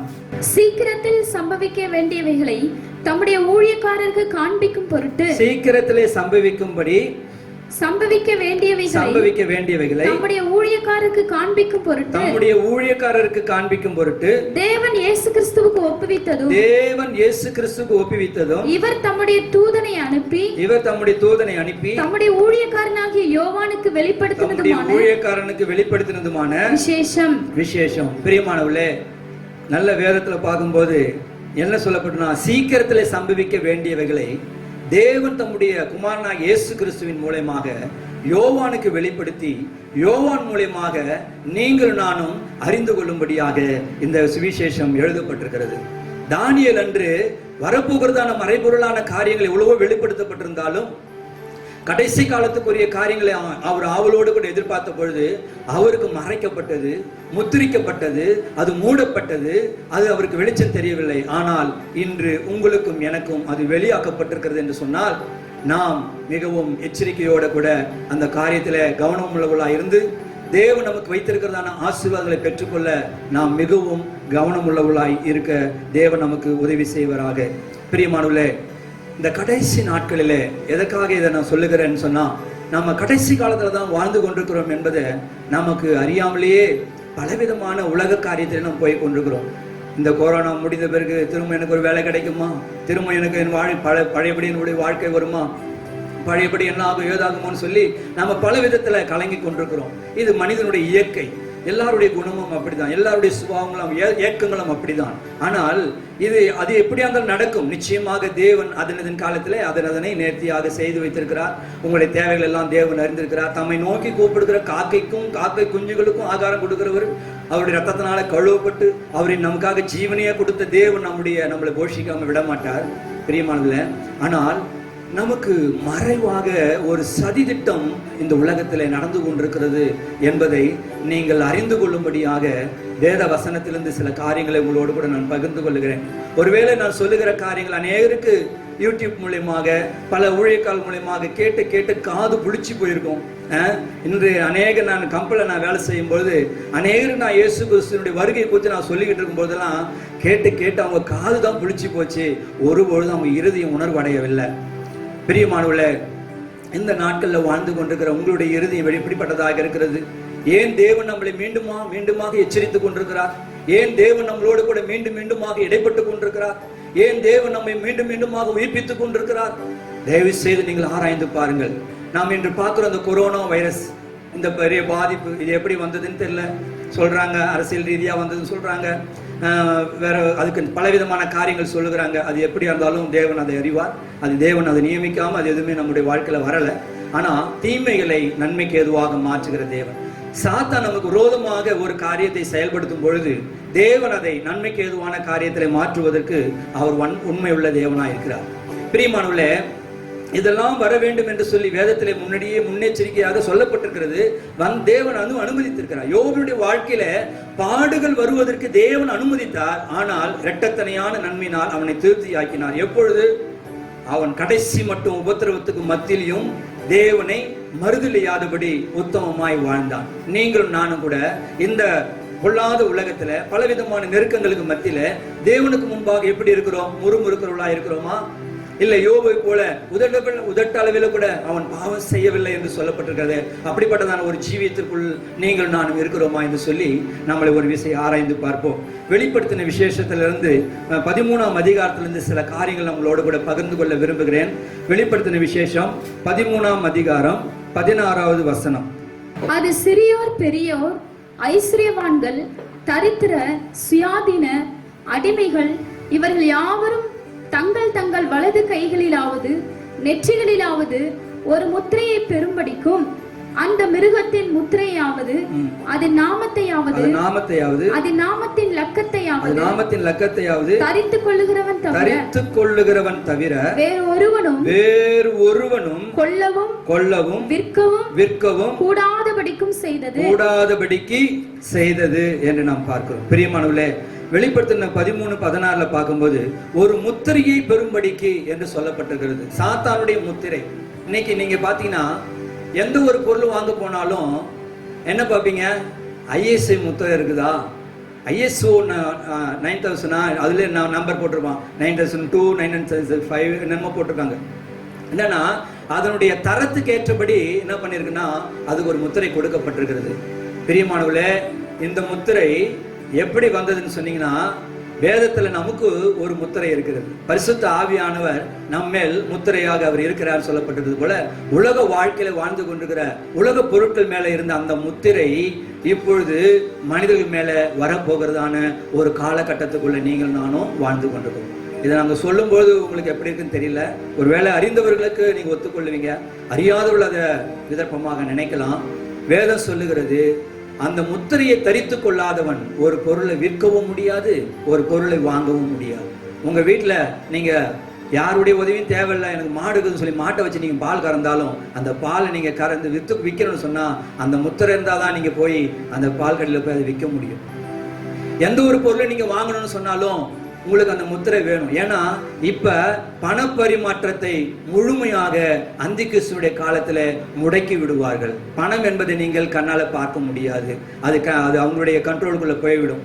நீங்க என்ன வேலை செய்யறீங்களோ உங்க வேலைக்கு என்ன கூலியோ உங்க பேங்க்ல போட்டுருவாங்க. நீங்க என்ன வேணுமோ, ஒரு பொருள் வேணுமோ, நீங்க கடைக்கு போய் என்னென்ன வாங்கிக்கலாம், ஆன்லைன்ல வாங்கிட்டு நீங்க பணத்தை என்ன பண்ணலாம், அப்படியே பண்ணிக்கலாம். அப்படிதான் பண்ணுவாங்க. அப்ப என்னன்னா அந்த முத்திரை இருந்தாதான் நீங்க என்ன பண்ண முடியும், ஒரு பொருளை வாங்கவும் முடியும், ஒரு பொருளை விற்கவும் முடியும். அப்படிப்பட்டதான ஒரு காலகட்டத்துக்குள்ளாக நாம் இப்ப வந்து கொண்டிருக்கிறோம். வேதம் சொல்லி இருக்கிறது, அது நம்ம அதிகமா நம்ம முன்னாடி இருந்தே கேள்விப்பட்டுக்கிறோம். அந்த வெளிப்படுத்தின விசேஷம் 13 எடுத்தாலே நமக்கு கொஞ்சம் நடுக்கமா தான் இருக்கும். அந்திகிறிஸ்து ஒருத்தன் வருவானா, அவன் ஒரு முத்திரை கொடுப்பானா, அது 666. அப்ப ஆதி நாட்கள் நினைச்சாங்களாம் 666 நெத்தில வந்து முத்திரை போடுவான், இல்லைன்னா என்ன கையில போடுவான்னு. இல்லைங்க, அது இன்றளவும் நமக்குள்ளேயே மறைந்து இருந்து கிரியை செய்து கொண்டுதான் இருக்கிறது. இன்று நம்மளை அறியாமலே நாம் அதுக்குள்ளாக போய் கொண்டிருக்கிறோம். இன்னும் அதோட முழு தோற்றத்துக்குள்ள நம்ம போகல. எப்படி ஒரு பெரிய பங்களா இருக்குதுன்னா அந்த பங்களாவுடைய வாசப்பல்ல உள்ள போயிட்டு நம்ம பல ரூம்ல கடந்து போகிறோம். நம்ம முக்கியமான ஸ்டேஜுக்கு வரணும்னா, இந்த ஸ்டேஜுக்கு வரணும்னா பல இடங்களை நம்ம கடந்து வந்துகிட்டோம்ல. நம்ம முக்காவாசி தூரம் வந்துட்டீங்க, இன்னும் கொஞ்சம் தூரம் வந்தா ஸ்டேஜுக்கு வந்துருவீங்க. அது போலதான் இன்னைக்கு அந்திகிறிஸ்துவினுடைய அந்த முத்திரை இன்னைக்கு எல்லா இடத்துலையும் அது ஆயத்தமாக்கப்பட்டிருக்கிறது. பிரியமானவர்களே, நீங்கள் நானும் வைத்திருக்கிற கார்டுகளில் அது என்ன பண்ணுது, இப்போ நமக்கு மறைவாகவே அது வைக்கப்பட்டிருக்கு. முதல்ல நம்ம பேங்க் புக் ஆரம்பித்தோம், ஒரு அக்கௌண்ட் நம்பர் கொடுத்தாங்க. அந்த அக்கௌண்ட் நம்பரு அந்த அப்புறமேட்டா என்னாச்சு, அது இந்தியா லெவலில் கொடுத்தாங்க. இப்போ உலக அளவில் மாற்றிருக்கிறாங்க. ஒவ்வொரு தனிப்பட்ட நபர்களுக்கும் என்ன பண்ணுறாங்க, மாற்றிருக்கிறத நம்ம பார்க்க முடியும். அப்போ ஆதார் அட்டன் ஒன்று கொண்டு வந்தாங்க, தனிநபருடைய அடையாள எண் சொல்லி ஒவ்வொரு நபர்களுக்கும் அதை கொடுத்தாங்க. இப்போ நீங்களும் வச்சிருக்கீங்க, நானும் வச்சிருக்கிறேன். இப்போ என்னுடைய ஆதார் எண் இல்லாமல் என்னால் ஒரு மெமரி கார்டு வாங்க முடியாது, என்னால் எந்த ஒரு கவர்மெண்ட் சலுகையும் பெற முடியாது. எல்லாவற்றுக்கும் அந்த ஆதார் எண் தான் முக்கியம். இப்போ இந்த ஆதார் என்ன நான் வந்து பாக்கெட்டில் வச்சிருக்கிறேன், நான் கேட்குறேன், கொடுக்குறேன், இது பண்ணுறேன். ஆனால் வருகிற நாட்களில் அது நம்முடைய வலது நெற்றிகளிலாவது வலது கைகளிலாவது என்ன பண்ணுமா, முத்திரையாக அது தரிக்கப்படும் என்று சொல்லப்பட்டது. பிரியமானதுல அதை அது வர இன்னும் காலம் ஆகும்னு நினைக்காதீங்க. எல்லாமே ஆயத்தமாகி விட்டது. நாம் மிகவும் நெருக்கத்தில் இருக்கிறோம். இந்த காலகட்டத்தில் இருக்கிற நீங்கள் நானும் மிகவும் கவனமாக இருக்கணும். அந்த முத்திரையை நாம தரித்து கொள்வோம் என்று சொன்னால் இந்த உலகத்தினுடைய அரசாங்கத்திற்கு நாம் மிகவும் பிரியமானவர்களாக இருப்போம். உலகத்தினுடைய எல்லா விதமான ஆசீர்வாதங்களையும் நன்மைகளை நாம் பெற்றுக்கொள்ளலாம். ஆனால் அந்த முத்திரையை நாம் தரிக்க மாட்டேன், வேதத்தில் இப்படி இருக்கிறது அப்படின்னு சொல்லி நாம் அதை தரித்துக்கொள்ள நாம் மறுக்கும் பொழுது நாம் பலவிதமான உபத்திரத்துக்குள்ளாக பலவிதமான நெருக்கங்களுக்குள்ளாக நாம் போவோம்.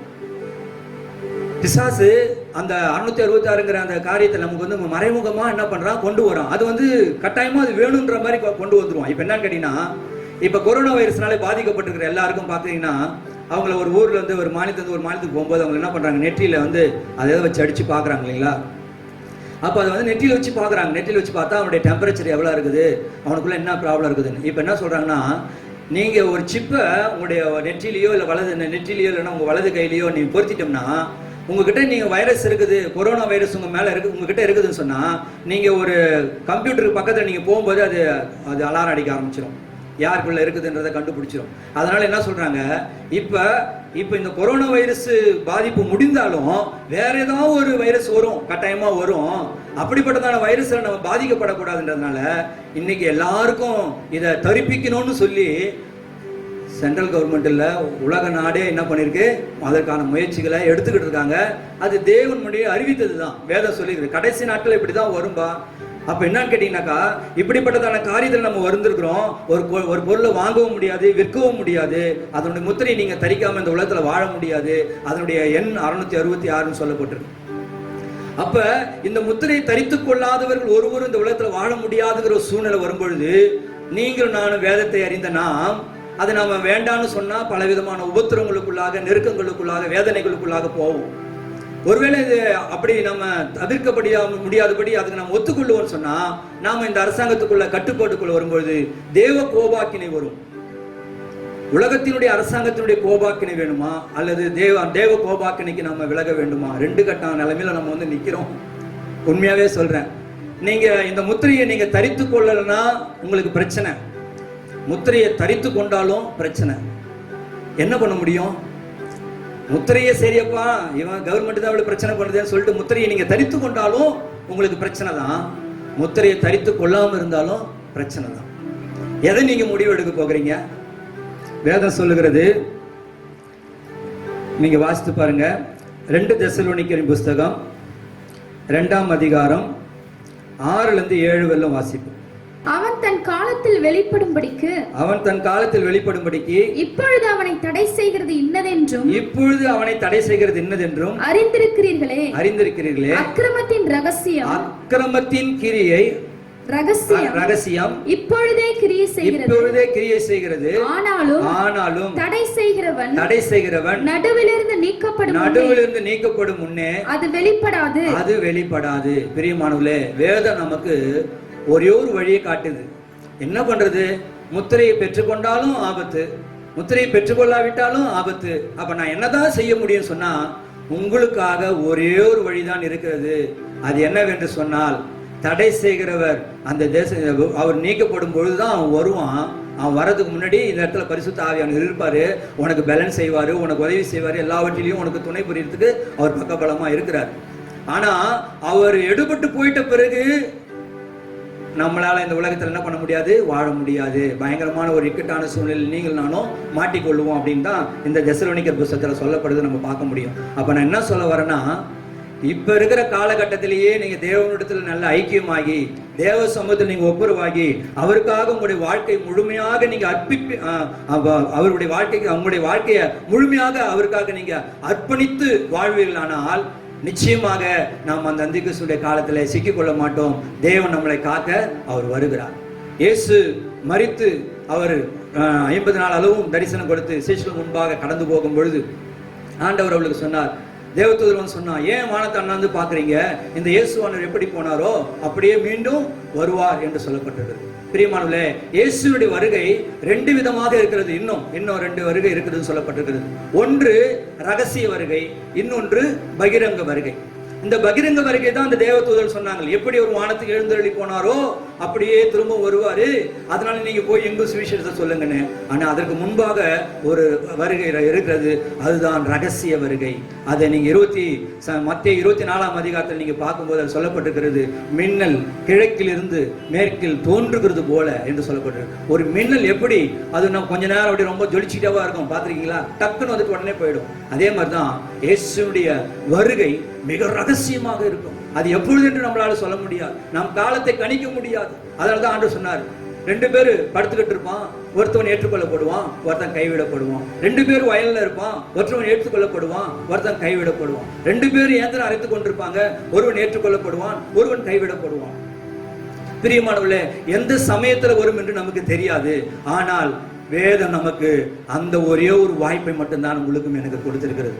ஒருவேளை இயேசுனுடைய வருகை தாமதிக்குமானால், நம்முடைய மரணம் நமக்குள்ள வருமானால் பிரச்சனை இல்லை. ஆனா ஒருவேளை இயேசுடைய வருகை தாமதத்தில் நம்மளும் ஜீவனோடு கூட இருக்கும் பொழுது அந்திகிறிஸ்துவினுடைய காலத்தில் சிக்கிக்கொள்ளாதபடிக்கு இந்த நாளிலே நீங்கள் நானும் எப்பொழுதும் விழிப்போடு செயல்பட வேண்டும் என்று சொல்லி ஆவியானவர் இன்று உங்களோடு கூட அவர் இடைப்பட்டு கொண்டிருக்கிறார். பிரியமானவர்களே, அந்த 2 தெசலோனிக்கேயர் புஸ்தகம் 2ஆம் அதிகாரம் 8வது வசனத்தை நாம் வாசிக்கும் பொழுது, நீக்கப்படும் பொழுது அந்த அக்கிரமக்காரன் வெளிப்படுவான்.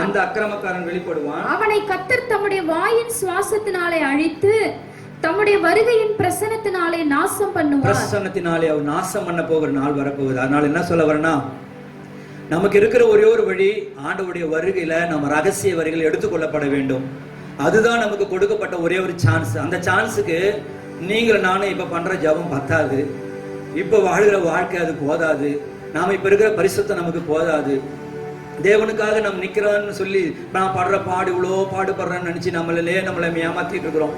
இதை விட பாடுகள் இவ்வளோ பயங்கரமான பாடுகள் அந்திகிறிஸ்துவினுடைய காலத்தில் இருக்கிறது. அதுல நீங்க சிக்கி கொள்ளக்கூடாதுன்னா இந்த உலகத்தின் பாடுகள் கொஞ்சம் தான் வேதம் நமக்கு சொல்லுகிறது. பிரியமானவர்களே, நீங்கள் உங்களை மிகவும் ஜாக்கிரதையா இருக்கணும். அந்த முத்திரையை நீங்க தரித்து கொள்வீங்கன்னு சொன்னா, ஒருவேளை இந்த உலகத்துல நீங்க ஆண்டவருடைய வருகைக்கு தவற விட்டு ஆண்டவருடைய ராஜ்யத்துக்கு நீங்க போக முடியாம அந்திகிறிஸ்துவினுடைய காலத்துல நீங்க தரித்து கொள்வீர்கள் சொன்னால், உங்களுடைய வாழ்க்கையில நடக்க அந்த அவர் யாரெல்லாம் அந்த முத்திரையை தரித்துக் கொள்ளுகிறார்களோ, யாரெல்லாம் அந்த சத்துருக்கு இடம் கொடுக்கிறார்களோ, அவருடைய வாழ்க்கையில் நடக்கிற சம்பவங்களை ஒரு 4 நிறைய காரியங்கள் இருக்கிறது. ஒரு 4 காரியங்கள் அவங்களுக்கு வரப்போகிற ஆபத்துகளை மாத்திரம் நான் சொல்ல விரும்புகிறேன். வெளிப்படுத்தின விசேஷம் 14ஆம் அதிகாரம் 9-10. அவர்களுக்கு பின்னே 3ஆம் தூதன் வந்து மிகுந்த சத்தமிட்டு மிருகத்தையும் அதன் சொரூபத்தையும் வணங்கி தங்கள் நெற்றியிலாவது தன் கைகளிலாவது அதன் முத்திரையை தரித்துக் கொள்ளுகிறவன் எவனோ அவன் தேவனுடைய கோபாக்கினியாகிய பாத்திரத்திலே கலப்பில்லாமல் வார்க்கப்பட்ட அவருடைய உக்கிரமாகிய மதுவை குடித்து பரிசுத்த தூதர்களுக்கு முன்பாகவும் ஆட்டுக்குட்டியானவருக்கு முன்பாகவும் அக்கினியினாலும் கந்தகத்தினாலும் வாதிக்கப்படுவார்கள். பிரியமானவர்களே, அந்த அந்திகிறிஸ்து கொடுக்கிற அந்த முத்திரை ஏற்றுக்கொண்டு இந்த உலக வாழ்க்கைக்காக ஒருவேளை நாம் தள்ளக்கூடிய ஒரு சூழ்நிலை வரும் என்று சொன்னால், நமக்கு கிடைக்கிற தேவ கோபாக்கினியினுடைய காரியம் அக்கினியும் கந்தகத்தினாலும் நாம் வாதிக்கப்படுவோம். அது யார் தரித்துக் கொள்ளுகிறார்களோ அத்தனை பேரும் அதிலே நிச்சயமாக சிக்கிக் கொள்ளுவார்கள். பிரியமானவர்களே, நான் அந்த முத்திரையை பெற மாட்டேன், நான் வாழ மாட்டேன், நான் எங்கேயும் வாழ முடியாது, ஏன்னா அப்படிப்பட்ட சிச்சுவேஷன் வரும். இப்ப பாருங்க, ஒண்ணும் இல்ல, இப்ப கொரோனா வைரஸ் வந்திருக்கு. கொரோனா வைரஸ் வந்தவங்களெல்லாம் போய் செக்அப் பண்ணி கையில ஒரு ரவுண்ட் போட்டு என்ன பண்றாங்க, மார்க் பண்ணி வச்சிருக்காங்க. அவன் ஏன்னா கடையில வெளியில போகும்போது, நீ ஏன் வெளியில வந்த உள்ள போ வீட்டுக்கு போ அங்க போன்னு சொல்லி போலீஸ்காரங்க காட்டி கொடுத்துருவாங்க. அதே மாதிரிதான் நீங்களும் நானும் இப்ப இப்படியே ஆப்போசிட்டா மாறும். அந்திகிறிஸ்துவினுடைய காலத்துல அந்த சிப்பு இல்லாதவனா யாரு பாதிக்கப்பட்டவன் மாதிரி வந்துடும். ஏன்னா அந்த சிப்பு இல்லைனாக்கா உனக்குள்ள வைரஸ் இருந்ததுன்னா மற்றவங்க மேல பரவிடும். அதனால எல்லாரும் இந்த சிப்பை போட்டுதான் ஆகணும் சொல்லும்போது எல்லாரும் இந்த சிப்பை போட்டுக்குவாங்க, கட்டாயமா போடுவாங்க. இன்னைக்கு பாருங்க, கவர்மெண்ட்ல எதை அறிவிச்சாலும் உடனே போய் லைன்ல போய் நின்று எல்லாத்தையும் என்ன பண்ணிடும், நம்ம எல்லாத்தையும் வாங்கிக்கிறோம். அதே மாதிரிதான் இந்த 666 வாங்குறதுக்கு எல்லாம் முண்டி அடிச்சு தான் போக போறாங்க. அதுல நீங்கள் நானும் ஒரு ஆளா இருந்த கூடாதுன்றதுனால தான் ஆவியான இந்த நாளில் உங்களோடு கூட என்னோட கூட என்ன பண்ணிருக்காரு, பேசி கொண்டிருக்கிறார். பாருங்க, அப்ப அந்த ஒரு பாதிப்புக்குள்ளாக நம்ம மாறி விடுவோம்னு நாம பயந்து ஒருவேளை அப்ப என்ன பண்ணுவோம், ஆமா இவங்க சொல்றது கரெக்டு தான், இனிமே ஒரு வைரஸ் வரும், இனிமே ஒரு பாதிப்பு வரும், அதுக்கு தானே சொல்றாங்க, என்ன இந்த வேதத்துல எப்படி சொல்லி எப்பயோ எழுதின வேதம் இதுல ஏதோ சொல்லியிருக்கு சொல்லி நீங்கள் நானும் ஏமாந்து அதில் சிக்கிக் கொள்ளக்கூடாதுன்றது தான் ஆண்டவர் மீண்டுமாக உங்களோட கூட தெளிவாக பேசி கொண்டிருக்கிறார். அப்ப அக்கினினாலும் கந்தகத்தினாலும் அவங்க பாதிக்கப்படுவாங்க. 2வது காரியம், அதே வெளிப்படுத்தின விசேஷம் 14ஆம் அதிகாரம் 11வது வசனம். அவருடைய வாதை புகை சதா காலங்களில் எழும்பும் மிருகத்தையும் அதன் சொரூபத்தையும் வணங்குகிறவர்களுக்கு அதனுடைய நாமத்தின் முத்திரையை தரித்துக் கொள்ளுகிற எவனுக்கும் இரவும் பகலும் இளைப்பாறுதலே இராது. பிரியமானவர்களே, அவனுக்கு இரவும் பகலும் இளைப்பாறுதலே இருக்காது. இந்த உலகத்தின் அரசாங்கத்தினுடைய கட்டுப்பாட்டுக்கு கீழ்ப்படிந்து ஒருவேளை அவன் அரசாங்கத்துக்கு அவன் செயல்பட்டாலும் தேவனுடைய கோபாக்கினை அவன் மேல் வருவதனால் இரவும் பகலும் அவனுக்கு ஒரு இளைப்பாறுதல் இல்லாத ஒரு பயங்கரமான ஒரு சிச்சுவேஷன்ல அவன் மாட்டிக்கொள்வான் என்று வேதம் நமக்கு வெளிச்சமாக சொல்லப்பட்டிருக்கிறபடினால எதுக்காக இதை நான் சொல்றேன்னா, அப்படிப்பட்டதான முத்திரை தரிக்கக்கூடிய ஒரு வாழ்க்கை நீங்கள் நானும் வாழ்ந்து கொண்டிராதபடி நம்மளை ஒரு விஷயம் ஆராய்ந்து பார்த்து ஆண்டவருடைய வருகையில எடுத்துக்கொள்வதற்கு நீங்கள் இன்னும் உங்களை தூய்மைப்படுத்திக் கொள்ளுங்கள், இன்னும் தேவனுடைய வருகைக்காக உங்களை ஆயத்தம் பண்ணிக் கொள்ளுங்கள் என்று சொல்லி ஆவியான உங்களுக்கும் எனக்கும் இந்த நாளிலே பேசிக் கொண்டிருக்கிறார். அதை வெளிப்படுத்தின விசேஷம் 16ஆம் அதிகாரம் 2வது வசனம். அதனால என்ன ஆபத்து ஏற்படுமா சொல்லுங்க, சொல்லிருக்கு. வெளிப்படுத்தின விசேஷம் 16:2. முதலாம் தூதன் போய் தன் கலசத்தில் உள்ளதை பூமியின் மேல் ஊற்றினான். உடனே மிருகத்தின் முத்திரையை தரித்தவர்களும் அதன் சொரூபத்தை வணங்குகிறவர்களுமாகிய மனுஷருக்கு பொல்லாத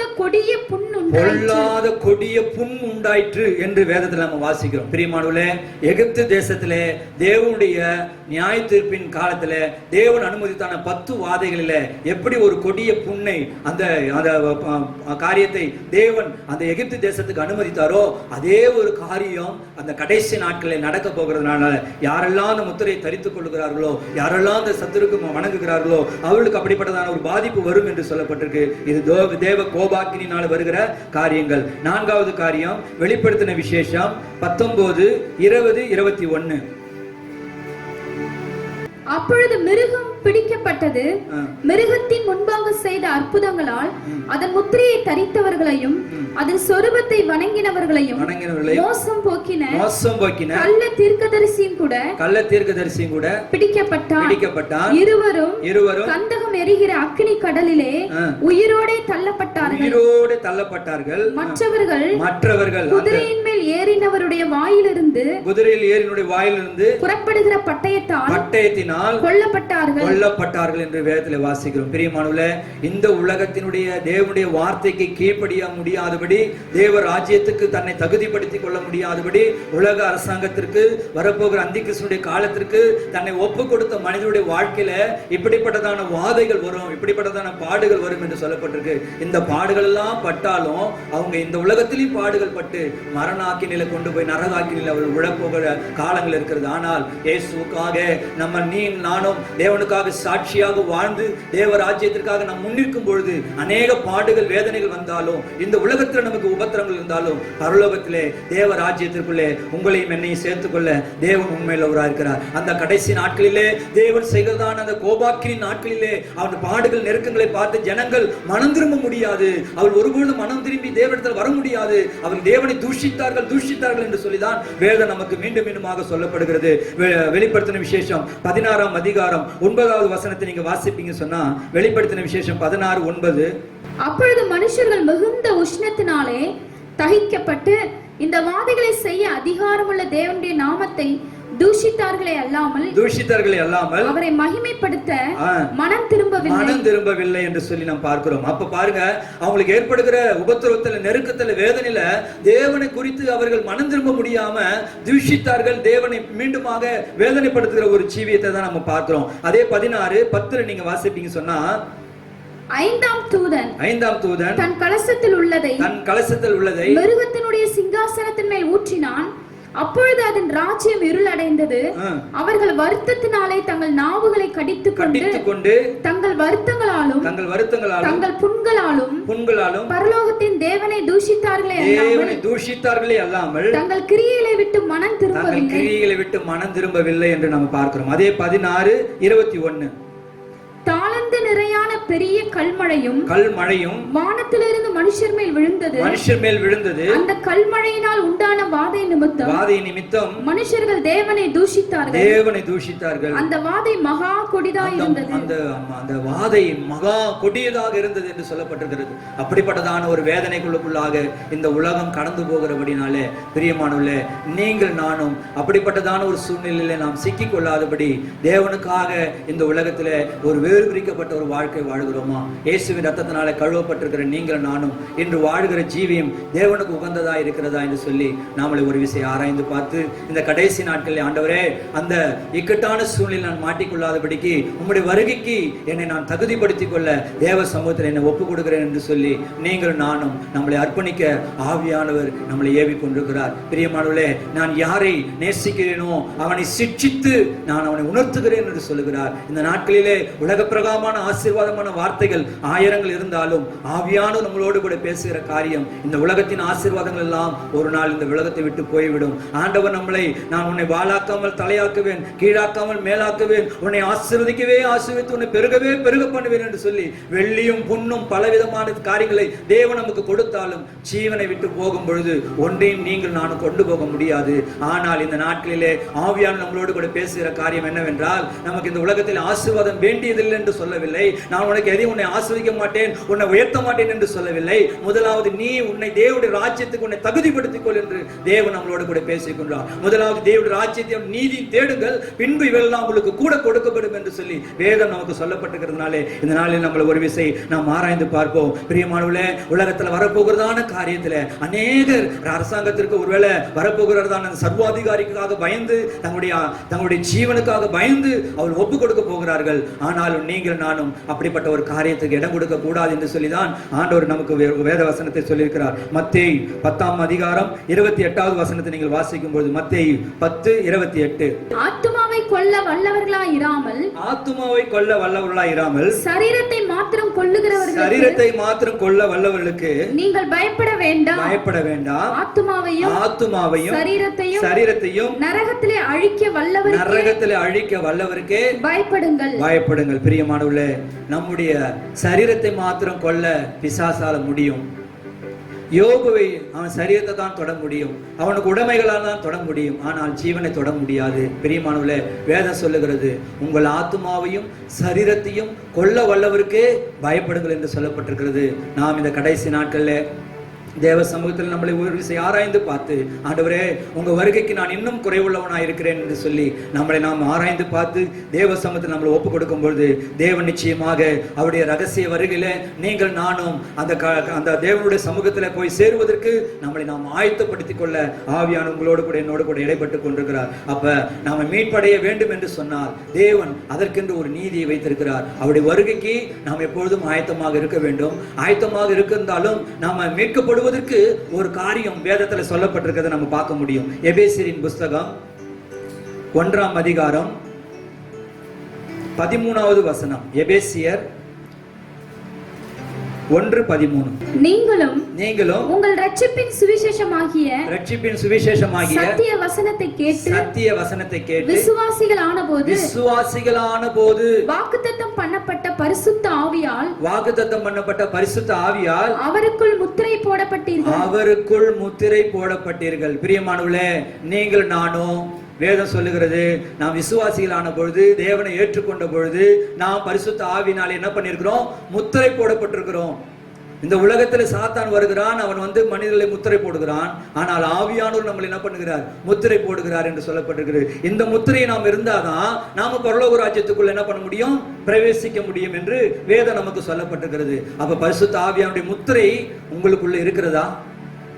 ஆராய்ந்து பாருங்கள். நீங்கள் ஞானஸ்தானம் எடுத்து ஆண்டுக்குள்ள வந்தீங்க, ரட்சிப்புக்குள்ள வந்தீங்க, கடவுளுக்குள்ள வந்தீங்க, சபையில போய் ஆராதிக்கும் போது எல்லாரும் என்னமோ கத்துறாங்கன்ட்டு நீங்களும் கத்திட்டு வந்துட்டீங்களா? இல்ல உண்மையாகவே ஆவியானுடைய பிரசன்னத்தை நீங்க உணர்ந்திருக்கிறீங்களா? ஆவியானவர்களை முத்திரித்து இருக்கிறாரா? நல்லா ஆராய்ந்து பாருங்கள். நான் ரட்சிக்கப்பட்ட புதியதுல நான் சபைக்கு போகும்போது எல்லாரும் அந்நிய பாஷையை பேசுவாங்களா, நான் ஒரு விதர்ப்பமா பார்த்துட்டு இருப்பேன். கண்ணை கட்டி காட்டில் விட்ட மாதிரி இருக்கும், எல்லாரும் பேசுறாங்களே வரலையே நமக்குன்ட்டு. அப்ப என்ன பண்ண, அப்படியே இருந்துக்கும் போது இயேசுடைய உயிர்த்தெழுந்த நாள்ல ரோமர் 8ஆம் அதிகாரத்திலிருந்து சில வசனங்களை பேசும்பொழுது ஊழியக்காரர் மூலமாக வார்த்தை வந்தது, தேவனுடைய ஆவி இல்லாதவன் அவருடையவன் அல்ல என்று சொல்லி வந்த பொழுது அந்த வார்த்தை என் இருதயத்தை குத்தினது. ஏனென்றால் நான் 2 வருடமாக அந்த சபையில இருக்கிறேன், எல்லா ஊழியத்துக்கும் போகிறேன், சபைக்காக எல்லா காரியங்களையும் செய்கிறேன், கர்த்தருக்காக எல்லாவற்றிலும் உண்மையில ஒண்ணா இருந்தேன். ஆனா அந்த அபிஷேகத்தை பறித்ததான ஒரு தாகம் எனக்குள்ள நான் எல்லாரும் பார்த்து நான் இருந்துட்டேன், அந்த அபிஷேகத்தை பெறல. அப்ப அந்த வார்த்தை என்னை அந்த நேரத்தில் தொட்ட பொழுது ஆண்டவருடைய சமூகத்தில் நான் கதறி அழுது, ஆண்டவரே உம்முடைய ஆவி இல்லாதவன் உம்முடையவன் அல்ல என்று சொன்னால் நான் இவ்வளவு நாள் ஊழியம் செய்தது வீணா, நான் உமக்காக பணிவிடை செய்தது வீணா, உமக்காக நான் வாழ்ந்தது வீணா, ஏன் நீர் என்னோடு கூட இல்லை என்று சொல்லி தாகத்தோடு கூட தேவ சமூகத்தில் நான் கதறி அழுத பொழுது அந்த பரிசுத்த ஆவியின் வல்லமை எனக்குள்ளே நிரப்பிட்டு, பிரியமானவர்களே, சபையில எப்போதும் பின்பக்கமா கடைசியில ஒரு கூச்ச சுபாவமான மனிதனா நான் அந்த இடத்துல தான் நிற்பேன், பின்னாடி தான் நிற்பேன், முன்னுக்கு வரவே மாட்டேன். இன்னைக்கு கூட முன்னுக்கு ஊழியக்காரர் தான் இழுத்து தந்து வச்சிருக்கிறாரு. அப்படிப்பட்ட சூழ்நிலை தான் இருப்பேன். அப்ப பாருங்க, அந்த பரிசுத்த ஆவியான எனக்குள்ள வந்த பொழுது ஒரு கரண்ட் நம்ம மேல வச்சா எப்படி ஷாக் அடிக்குமோ அதே போல நான் உணர்ந்தேன். இன்று நான் அதை உணர்கிறேன். பிரியமானவர்களே, அந்த அபிஷேகம் என்று என் மேல ஊற்றப்பட்டதோ, அந்த முத்திரை என் மேல் என்று வந்ததோ, அன்று என் ஜீவியம் மாறியது, என்னுடைய செயல்பாடுகள் மாறியது. தேவனுக்காக வாழக்கூடிய ஒரு வைராக்கியத்தை தேவன் எனக்கு தந்தார். அப்படிப்பட்டதான ஒரு பிரத்யட்சமான ஒரு முத்திரையை நீங்கள் நானும் பெற்றுக்கொண்டிருக்கிறோமா? ஒரு விஷயம் ஆராய்ந்து பாருங்கள். ஏதோ நாமளும் வந்து ஆராதனையில் வந்து மற்றவர்களை போல நம்ம ஆராதித்து விட்டு போய்விடாதபடி பரிசுத்த ஆவியானவருடைய அபிஷேகத்தை பெற்றுக்கொள்வதிலே நீங்கள் மிகவும் ஜாக்கிரதை உள்ளவர்களாக இருக்கணும். பிரியமானவர்களே, சார் பரிசுத்த ஆவியை பெற்றிருப்பார்கள். பரிசுத்த ஆவியை பெற்றுக்கொண்டிருந்தாலும் இந்த நாட்களில் என்ன பண்ணிருப்பாங்க? அதெல்லாம் மறந்து தொய்ந்து தேவனுக்கு பிரியமில்லாத காரியங்களை செஞ்சு பரிசுத்த ஆவியான துக்கப்படுத்தியிருப்பாங்க. வேதம் சொல்லுகிறது, எபேசியரின் புஸ்தகம் 4ஆம் அதிகாரம் 30வது வசனம். எபேசியர் 4:30.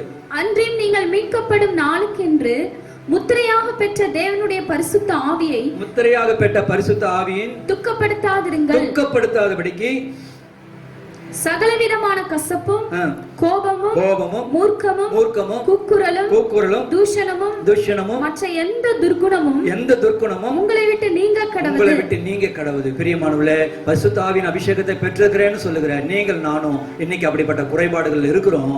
நம்மளை ஒரு விஷயம் ஆராய்ந்து பார்த்து, ஆண்டவரே, எனக்குள்ள இருக்கிறதான அந்த மூர்க்கம், தேவனுக்கு பிரியமில்லாத கசப்பு, தேவனுக்கு பிரியமில்லாத காரியங்களை நான் விட்டு விலகி, ஆண்டவரே, எனக்குள்ளாக இருக்கிற அந்த அபிஷேகத்தை பரிசுத்த ஆவியானவரை நான் துக்கப்படுத்துவனாக அல்ல, அவரை பிரியப்படுத்துவனாக வாழ நம்மளை ஒரு விஷயம் ஒப்புக் கொடுப்போம். நிச்சயமாக தேவன் நம்முடைய வாழ்க்கையில அவர் நம்மளை மன்னித்து நம்மளை மீண்டுமாக தேவன் நம்மளை அவர் வழி நடத்துவதற்கு அவர் உண்மையில் இருக்கிறார். ஒரு சம்பவத்தை மாத்திரம் நான் சொல்லி முடிக்க நான் விரும்புகிறேன். பிரியமானவர்களே, ஒரு திருமணமான புதியதுல ஒரு கணவன் மனைவியாக என்ன பண்ணாங்க கேட்டீங்கன்னாக்கா, அவருக்கு வந்து வேற கிராமத்துல இடம் ஒரு வேலை கிடைத்ததுனால, ஒரு பட்டணத்தில் கிடைத்ததுனால அவர் அந்த பட்டணத்துக்கு பக்கத்துல இருக்கிற ஒரு சின்ன கிராமத்துக்குள்ள போய் தனக்கு தன்னுடைய மனைவி நம்ம 2 பேரும் தனியா கொடுத்துன்னு இருக்கணும் சொல்லி போய் இடம் பார்த்தாங்க.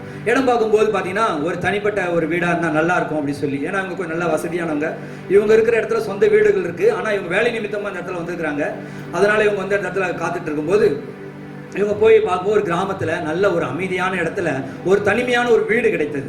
அந்த வீடு பார்த்தீங்கன்னா நல்லா பங்களா மாதிரி இருக்கு, நல்ல திறப்பு தோட்டம்லாம் நல்லா இருக்கு, நல்லா ஒரு வசதி வாய்ப்போட கூட இருந்தது. அதுக்கு எவ்வளவு வாடகை பேசினாங்க, அட்வான்ஸ் கொடுத்தாங்க. அந்த வீட்டுக்கு வாடகை போயிட்டாங்க. அந்த வீட்டு வாடகையில் அவங்க என்ன பண்ணாங்கன்னு கேட்டீங்கன்னா, இருக்கும்போது அவங்க மனைவி சொன்னாங்க, ஏங்க நல்ல இயற்கை சூழ்ந்த நல்ல நிலைமையில இருக்குது, நாம எவ்வளோ நம்ம ஊர்ல எவ்வளோ பணம் நம்மகிட்ட சொத்து இருந்தாலும் இதை மாதிரி ஒரு அமைதி அந்த இடத்துல இல்லை. அதனால நம்ம இனிமே ஒரு இடம் வாங்கி, இனிமே ஒரு வீட்டை கட்டி, இனிமே நம்ம அதை பண்றதை விட இந்த இடத்தையே நம்ம வாங்கிக்கிட்டா நல்லா இருக்கும், அதனால நீங்க ஓனர்கிட்ட பேசுங்க அப்படின்னு சொல்லி சொன்னாங்க. அந்த வீட்டுக்கு மாடியில ஒரு ரூம் இருக்கும். ஓனர் அந்த ஊர் கிடையாது, அவர் வேற ஊர். அவர் அந்த இடத்துல இருந்து இங்க வந்து எப்பயாவது வருவாரு, வெயில் நேரத்துல மற்ற நேரங்களில் வந்துட்டு இந்த இடத்துல இருந்துட்டு சந்தோஷமா இருந்துட்டு போவார். அப்ப அந்த ஓனர் வந்த பிறகு இவர் ஒரு நாள் போய் பேசினார், ஐயா இந்த இடம் எங்களுக்கு ரொம்ப பிடிச்சி போச்சு, நாங்க இவ்வளவு நாள் வாடகை கொடுத்துட்டு இருக்கிறோம், ஆனா இந்த என்ன மதிப்பு சொல்றீங்களோ அந்த பணத்தை நாங்க கொடுத்துடுறோம், இந்த இடத்தை எங்களுக்கு நீங்க தருவீங்களா அப்படின்னு சொல்லி கேட்டாங்க. இவங்க கூட நல்லா பழகி இருந்ததுனால, முன்னாடி நல்லா பழகினா ஒரு மகனை போல நல்லா பழகி இருந்ததுனால, சரி தான் மகன் மாதிரி இவர் கேட்கிறாரு, சரி நம்ம செய்வோம்னு சொல்லி அவர் என்ன பண்ணாரு, சரிப்பா நான் உனக்கு அதை தரேன்னு சொல்லி நான் தரேன்னு சொன்னார். இதை வித்து இதை வாங்கி தான் ஒரு குழப்பம் நடத்தணும் இல்லை, அவர்கிட்ட ஏகப்பட்ட பணம், கோடிக்கணக்கில் பணம் இருக்கு, நிறைய பணம் இருக்கு. ஆனாலும் இவங்களுடைய அன்பின் நிமித்தமா, இவங்க கேட்கிறாங்களே அப்படிங்கிற ஒரு அன்பின் நிமித்தமா என்ன பண்ணாரு, இந்த இடத்த தரேன்னு சொல்லி அவர் வாக்கு பண்ணார். வாக்கு பண்ண அவங்க சொன்னாங்க, எங்ககிட்ட பணம் மொத்தமா இல்லையா, அதனால நாங்க கொஞ்சம் கொஞ்சமா கொடுத்துட்றோம், கொடுத்துட்டு நாங்க இந்த இடத்த நாங்க ரிஜிஸ்டர் பண்ணிக்கிறோம் அப்படின்னு சொல்லும்போது சரி ஓகேனார். அதே மாதிரி என்ன பண்ணாரு, அவருடைய அந்த சகோதரனுடைய சொந்தத்தில் அவருக்கு வர வேண்டிய பங்கை வித்து எடுத்துட்டு வந்து அந்த பணத்தை கொடுத்தாரு. அப்புறம் என்ன பண்ணாரு, அவங்க வச்சிருந்த ஜுவல்ஸ் எல்லாம் வித்து அதுல கொஞ்சம் பணத்தை கொடுத்தாரு. அப்புறம் என்ன பண்ணாரு, அதையும் இது பண்ணி பார்த்தாரு. அவர் மாசம் சம்பளத்துல கொஞ்சம் தர சொன்னாரு. இதே மாதிரி கொஞ்சம் கொஞ்சமா கொடுத்துக்கிட்டு இருந்தாங்க. அதையும் அவர் வாங்கி வரும்போதெல்லாம் வந்து வாங்கிக்குவாரு, எல்லாம் பண்ணிட்டு இருந்தாரு. கடைசியில் என்ன பண்ணாரு, கம்பெனில லோனு போட்டு மொத்தமா ஒரு அமௌண்ட்டை வாங்கி என்ன பண்ணாரு, எல்லா கடனையும் கொடுத்துட்டு இந்த இடத்த எங்களுக்கு நீங்க கொடுத்துருங்க ஐயான்னு சொன்ன மாதிரி அவரு என்ன பண்ணாரு, சரி சொல்லிட்டு வாங்கிட்டார். சரிப்பா நான் பணத்தை வாங்கிக்கிட்டேன், இருந்தாலும் நான் ஒரு பேப்பர்ல நான் எழுதி கொடுக்குறேன்னு சொல்லி என்ன பண்ணாரு, பேப்பர்ல எழுதி இந்த இடம் இந்த எல்லைகள் எல்லாமே உனக்கு நான் சொந்தமா தரேன்னு சொல்லி எல்லாத்தையும் எழுதி அவர் கையெழுத்து போட்டு கொடுத்துட்டாரு. தம்பி நான் ஊருக்கு போறேன், நீங்க ஒரு நாளைக்கு வாங்க, ஒரு நாள் லீவ் போட்டுட்டு என்ன பண்ணுங்க, நீங்க வாங்க, நான் உங்களுக்கு எல்லாத்தையும் உங்களுக்கு ஃபுல்லா என் பிள்ளைங்களாம் வர வச்சு நான் எல்லாத்தையும் என்ன பண்றேன், உங்களுக்கு ரெஜிஸ்டர் பண்ணி கொடுத்துட்றேன் அப்படின்னு சொல்லி அவர் சொல்லிட்டு அவர் போயிட்டார். போன பிறகு என்ன பண்ணாரு, சரி கொஞ்சம் நான் பணத்தை எல்லாம் எழுதி கொடுத்ததுனால வாங்கி வச்சுக்கிட்டாங்க. இவங்களுக்கு ரொம்ப சந்தோஷம், ரொம்ப கஷ்டப்பட்டு ஒரு நல்ல இடத்த நம்ம வாங்கிட்டோம், இனிமே நமக்கு எந்த பிரச்சனையும் இல்லை, ஏன்னா கஞ்சோ கூழோ குடிச்சிட்டு நம்ம சந்தோஷமா இருக்கலாம் சொல்லி இவங்க அப்படியே வாழ்ந்துகிட்டு இருந்தாங்க. ஆனா இவரு கம்பெனியில் லீவ் போட்டுட்டு வரலான்னு நான் இப்போ சொல்லும்போது லீவ் போட்டு நம்ம போலாம் சொல்லுவாங்க. மனைவி சொல்லுவாங்க, ஏங்க அதான் எழுதி தான் கொடுத்துக்கிறாரு, நம்ம ஏமாத்திரா போறாரு, நல்ல மனுஷன், நம்ம கூட நம்ம தாய் தாக்கணும் நம்ம பழகி இருக்கிறாரு, நம்ம போய்க்கலாம், இது இப்போ அடுத்த பாட்டி போய்க்கலாம், அப்படி போய்க்கலாம் சொல்லி இவங்க என்ன பண்ணாங்க, காலத்தை கடத்திட்டே இருந்தாங்க. திரும்பவும் இவரு போலான்னு இவங்க 2 பேரும் முயற்சி பண்ணி போனா கம்பெனியில் லீவ் கொடுக்கல. இப்படிப்பட்ட சூழ்நிலையில என்ன பண்ணுச்சு, அதுக்கு அப்படியே ஒரு 6-7 மாதம் 8 மாதம் அப்படியே என்ன பண்ணுச்சு, கடந்து போயிட்டே இருந்துச்சு. அவங்களும் இந்த இடத்துல தான் இருந்தாங்க, ஒன்றும் பிரச்சனை கிடையாது, எல்லாம் நடபடியாக இருந்தது. திடீர்னு பார்த்தீங்கன்னாக்கா ஒரு நாள் அந்த வீட்டு ஓனருடைய இளைய மகன் என்ன பண்ணாரு, அங்க வந்தார். அவர் வந்து வீட்டெல்லாம் பார்த்துட்டு என்ன பண்ணாரு, அவர் பார்த்துட்டு சொன்னாரு, ஐயா நாங்கள் இந்த இடத்துக்கு நான் வந்துட போறேன், அதனால நீங்க சீக்கிரமா இந்த இடத்த என்ன பண்ணுங்க, காலி பண்ணிட்டு நீங்க வேற இடம் வாடகை போயிடுங்க அப்படின்னு சொல்லி சொன்னார். சொன்ன உடனே உங்களுக்கு தூக்கி வாரி போட்டுச்சு. ஏன் நாங்க வந்து இந்த இடத்த நாங்க முழுமையா வாங்கிட்டோம், காசு கொடுத்து எல்லாத்தையும் நாங்க வாங்கிட்டோம் அப்படி சொன்னோன்னா அவருக்கும் திகில் ஆயிடுச்சு. என்ன சொல்றீங்க அப்படின்னு கேட்டோம். ஆமா ஐயா, உங்க அப்பா கிட்ட நாங்க எவ்வளவு பணமோ அவ்வளவு பணத்தையும் நாங்க கொடுத்துட்டோம், இது எல்லாத்தையும் எழுதி எங்களுக்கு கொடுத்துட்டாரு அப்படி சொன்னோன்னே அந்த மகனுக்கு திகில் ஆயிடுச்சு. ஏன்னா அவரு சொன்னாரு, இல்ல எங்க அப்பா இப்ப இல்ல, எங்க அப்பா இறந்துட்டாரு, ஹார்ட் அட்டாக்ல என்ன பண்ணாரு, இறந்துட்டாரு. அப்ப வீட்டை நாங்க பங்கு போடும்போது எனக்கு இந்த இடத்த கொடுத்துருக்காங்க, அதனால தான் நான் இங்க வந்தேன், இது எப்படி உங்களுக்கு நீங்க சொல்றீங்க, எங்க அப்பா வித்ததை என்கிட்ட சொல்லலையே, எனக்கு தெரியாதுன்னு சொல்லும்போது இவங்க என்ன பண்றாங்க, ஓடி போய் அந்த பத்திரத்தை அந்த இது பேப்பர் எடுத்தாந்து இவங்ககிட்ட காட்டும்போது காட்டினா ஒரு பேப்பர்ல எழுதி கொடுத்துருக்காரு, அவங்க அப்பா தான் போட்டிருக்காரு, எல்லாமே உனக்கு தெரியுது.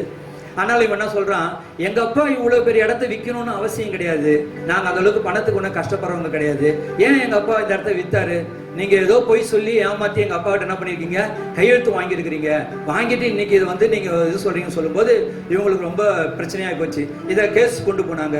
கேஸ்ல கொண்டு போகும்போது அங்க அரசாங்கத்திலையும் எல்லாம் இது பண்ணும்போது அவங்க கேட்டாங்க, எல்லாத்தையும் விசாரிக்கும் போது அந்த நீதிபதி சொன்னாரு, ஏப்பா நீ எல்லாத்தையும் பணத்தை கொடுத்து அவர் எழுதி கொடுத்துக்கிற டேட்டை பார்த்து சொன்னாரு, எப்படி ஒரு 8-9 மாசம் ஆயிடுச்சு, இவ்வளவு நாளா நீங்க ஏன் பணம் கொடுத்துட்டீங்க, உங்க அப்பா எழுதி கொடுத்துட்டாரு, அவங்க அப்பா எழுதி கொடுத்த ரைட் தான், நீங்க ஏன் அதை வந்து ரிஜிஸ்டர் பண்ணாம விட்டீங்க அப்படி சொல்லி கேட்கும்போது இவங்க என்ன பண்ணாங்க, என்னென்னமோ சொல்றாங்க, இல்ல எனக்கு டைம் இல்ல, அது இல்ல இது இல்லைன்னு சொன்னாலும் அவர் ஒத்துக்கல, நீங்க ஏதோ சூட்சமம் பண்ணி அவர் இடத்துல தெரியாம கையெழுத்த வாங்கியிருக்கிறீங்க, ஒருவேளை நீங்க உண்மையா வாங்கியிருந்தீங்கன்னா நீங்க பட்ட கஷ்டத்துக்கு பிரதிபலனா நீங்க என்ன பண்ணுவீங்க, முன்னாடியே அதை என்ன பண்ணுவீங்க, ரிஜிஸ்டர் பண்ணிருக்கணும். இன்னைக்கு நீங்க ரிஜிஸ்டர் பண்ணாதனால இது நீங்க வந்து அவங்க என்ன பண்றீங்க, ஏமாத்தி தான் வாங்கன்னு சொல்லி அவங்க மேலேயே கேஸ் போடுற அளவுக்கு என்ன பண்ணிட்டு காரியம் மாறி போனது.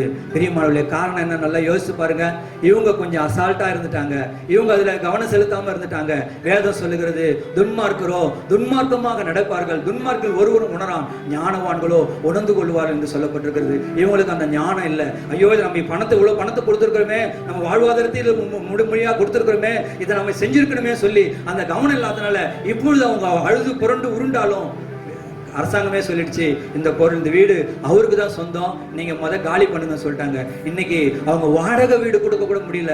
ஏன்னா வர சம்பளத்திலேயே அவங்க என்ன பண்ணாங்க, அவர் பணத்தை போட்டு இது பண்ணனால நடுத்தெருல கைவிடப்பட்ட நிலைமையில மிகவும் வேதனையான சூழ்நிலை அவருடைய வாழ்க்கை மாறியது. பிரியமானவர்களே, இந்த கதையிலிருந்து ஆவியானவங்களோடு கூட என்னோடு கூட பேசுகிறது என்னன்னா, வேதம் சொல்லுகிறது, நம்ம இந்த கடைசி நாட்கள்ல திக்கற்றவளாக விடாதபடிக்கு, நம்ம கைவிடப்படாதபடிக்கு ஆவியானுடைய வருகைக்கு நீங்கள் நானும் ஒருவேளை அவளை போல கவனம் இல்லாம இருக்கிறோமா, பரிசுத்தாவி அப்புறம் பெற்றுக்கொள்ளலாம், பரிசுத்தாவிக்குள் அப்புறம் நிரம்பிக்கலாம், இன்னும் கொஞ்சம் ஜெபம் அப்புறமேட்டா கூட்டி பண்ணிக்கலாம், இன்னும் கர்த்தருக்காக ஊழியம் அப்புறம் செஞ்சுக்கலாம் சொல்லி நீங்கள் நானும் நம்ம நிர்விசாரமா இருப்போம் சொன்னா வேதம் சொல்லுகிறது, இதோ திருடன் வருகிற விதமாய் நான் வருவேன் என்று சொல்லி வேதம் நமக்கு எச்சரிக்கிறது. பிரியமானவர்களே, நீங்கள் நானும் இந்த நாட்களிலே ஒரு விசை நம்மளை ஆராய்ந்து பார்த்து தேவ சமூகத்திலே நம்மளை ஒப்பு கொடுப்போம். வேதம் சொல்லுகிறது, ஞானவான்கள் உணர்ந்து கொள்வார்கள், துன்மார்க்கரோ ஒருவரும் உணரமாட்டார்கள். நீங்கள் நாம் எப்படிப்பட்டவர்களா இருக்கிறோம்? பெரியமானவர்களே, ரட்சிக்கப்பட்டோம், ஞானஸ்தானம் எடுத்தோம், தேவனுக்காக எவ்வளவு பணம் நம்ம ஊழியம் செஞ்சிருக்கிறோம், கர்த்தருக்காக கொடுத்தோம், தசமபாகம் கொடுத்தீங்க, காணிக்கை கொடுத்தீங்க, ஊழியத்தை தாங்கினீங்க, ஊழியக்காரருக்கு பக்கபலமா இருந்தீங்க, எல்லா காரியத்தையும் நீங்க செஞ்சீங்க. ஆனா பரிசுத்தாவியை பெற்றுக்கொண்டீங்களா? பரிசுத்தாவியுடைய அபிஷேகத்துல நிரம்பி இருக்கிறீங்களா? ஒவ்வொரு நாளும் அந்த அபிஷேகத்துக்குள்ளாக இருக்கிறீங்களா? இந்த காரியத்தை தான் ஆவியானவர் மத்தேயு 25ஆம் அதிகாரத்துல சொன்னாரு, புத்தி உள்ள கன்னிகைகள் புத்தி இல்லாத கன்னிகள் என்று சொன்னார். பிரியமானவர்களே, நீங்கள் நானும் பரிதபிக்கப்படத்தக்கதான காரியத்திலே சிக்கிக்கொள்ளாதபடிக்கு இந்த நாளிலே ஆவியானவர் நம்மளை உணர்த்துகிறார். இன்றே நாம் பரிசுத்த ஆவியின் அபிஷேகத்தை பெற்றுக்கொண்டு அவருக்காக நாம் வாழ்வோம். அப்படி நாம் வாழாத பட்சத்தில் ஆண்டவரே உமக்காக நான் இப்படி ஆலயத்துக்கு ஓடி வந்தேனே, இவ்வளவு கொடுத்தேனே, இவ்வளவு செஞ்சேனே என்று சொல்லி 1000 கதைகள் சொன்னாலும் நாம் முத்திரை இல்லாத பட்சத்தில் பரிசுத்த ஆவியின் முத்திரை உங்களுக்குள்ள எனக்குள்ள இல்லை என்று சொன்னால் நீங்கள் நானும் பரலோக ராஜ்யத்தில் பிரவேசிக்க முடியாது. வேதம் தெளிவாக சொல்லுகிறது, ஒருவன் ஜலத்தினாலும் ஆவியினாலும் பிறவாவிட்டால் தேவனுடைய ராஜ்யத்தில் பிரவேசிக்க முடியாது.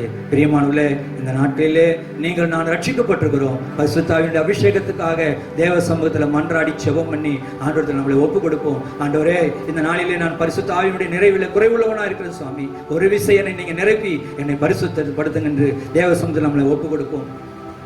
தேவ ஆவியானவர் நமக்குள்ள இருக்கும் பொழுது நம்முடைய பாவங்களை கண்டித்து உணர்த்துவார், நம்மை நீதிக்குட்படுத்துவார், நம்மளை பரிசுத்தப்படுத்துவார், எல்லாவற்றையும் நம்மளை தூய்மைப்படுத்துவதற்கு அவர் உண்மையிலவராக இருக்கிறார். பரிசுத்த ஆவியானுக்கு ஒப்பு கொடுப்போம். தேவன் நம்மளை ஆசீர்வதிப்பாராக. அப்படி பரிசுத்த ஆவியானுக்கு நாம் இடக்கூடாதபடிக்கு இந்த உலகத்தில் ஏனோதானமான ஒரு வாழ்க்கை வாழ்வோம் சொன்னால் நாம் பயங்கரமான ஒரு இக்கட்டுக்குள்ளாக மாட்டிக்கொள்வோம் என்பதை உணர்ந்து தேவ சமூகத்தில் நம்மளை ஒப்பு கொடுப்போம். பரிசுத்தம்ல நல்ல ஆண்டவரே, பரலோக பிதாவே, இந்த ஆசீர்வதிக்கப்பட்ட வேலைக்காக நன்றியோடு துதிக்கிறோம் ஆண்டவர். ராஜா, ஒருவன் ஜலத்தினாலும் ஆவினாலும் விட்டால் தேவனுடைய ராஜ்யத்தில் பிரவேசிக்க முடியாது என்று சொல்லி நாங்கள் வேதத்தில் வாசிக்கிறோம் ஆண்டவர். ராஜா, ஆண்டவரே தகப்பனே, நாங்கள் துன்மார்க்கராக வாழ்ந்து துன்மார்க்கத்துக்குள்ளாக ஓடிவிடாதபடிக்கு ஞானவான்களாக தேவன் எங்களை உணர்ந்து கொண்டு இந்த நாளிலே தேவ சமூகத்தில் எங்களை ஒப்புக் கொடுக்கிறோம். ஞானவான்கள் ஆகாய மண்டலத்தின் ஆண்டவரே தகப்பனே, ஆண்டவரே நாங்கள் நட்சத்திரங்களை போல் இருப்பார் என்று சொன்னபடி நாங்கள் ஆண்டவர் எளிமை பிரகாசிகளாக காணப்பட ஒவ்வொரு நாளும் உடைய அபிஷேகத்தின் வல்லமையினால் நிரப்புங்க தகப்பனே. எங்கள் பாவங்களை, குற்றங்களை, கரைகளை உணர்த்தி எங்களை தூய்மைப்படுத்துவீராக தேவ கரத்தில் ஒப்புக் கொடுக்கிறோம். விசுவாச பிள்ளைகள் ஒவ்வொருவரும் நீர் ஆசீர்வதியும், அவருடைய குறைவெல்லாம் நிறைவாக்கும். உங்களுடைய வருகைக்கு ஒவ்வொருவரையும் ஆண்டவரே நீங்க தகுதிப்படுத்தும்படியாக கருத்தில் ஒப்புக் கொடுக்கிறோம். தொடர்ந்து வழிநடத்துங்க, பெரிய காரியங்களை செய்யுங்க. ரட்சகர் மீட்பருமாகிய இயேசுவின் நாமத்தில் ஜெபிக்கிறோம் நல்ல பிதாவே, ஆமென். என் ஆத்துமாவே கர்த்தரை ஸ்தோத்திரி, என் முழுமே பரிசுத்த நாமத்தை ஸ்தோத்திரி. என் ஆத்துமாவே கர்த்தரை ஸ்தோத்திரி, அவர் செய்த சகல உபகாரங்களையும் மறவாதே. ஆண்டவராகிய இயேசு கிறிஸ்துவுடைய கிருபையும் பிதாவுடைய அன்பும் பரிசுத்த ஆவியானவருடைய ஐக்கியம் இன்றும் என்றும் சதா காலங்களிலும் நாம் அனைவரோடு கூட இருப்பதாக. ஆமென். அல்லேலூயா, அல்லேலூயா, ஸ்தோத்திரம். நீங்கள் தொடர்பு கொள்ள வேண்டிய எங்கள் முகவரி ஹோலி லைஃப் ஏஜ் சர்ச், சந்தை அருகில், அயோத்தியா பட்டணம், சேலம் 636103. உங்கள் ஜெப உதவிக்கு எங்களை தொடர்பு கொள்ள வேண்டிய தொலைபேசி எண்கள் 9940408083 மற்றும் 8667225521. கர்த்தர் உங்களை ஆசீர்வதிப்பாராக. God bless you.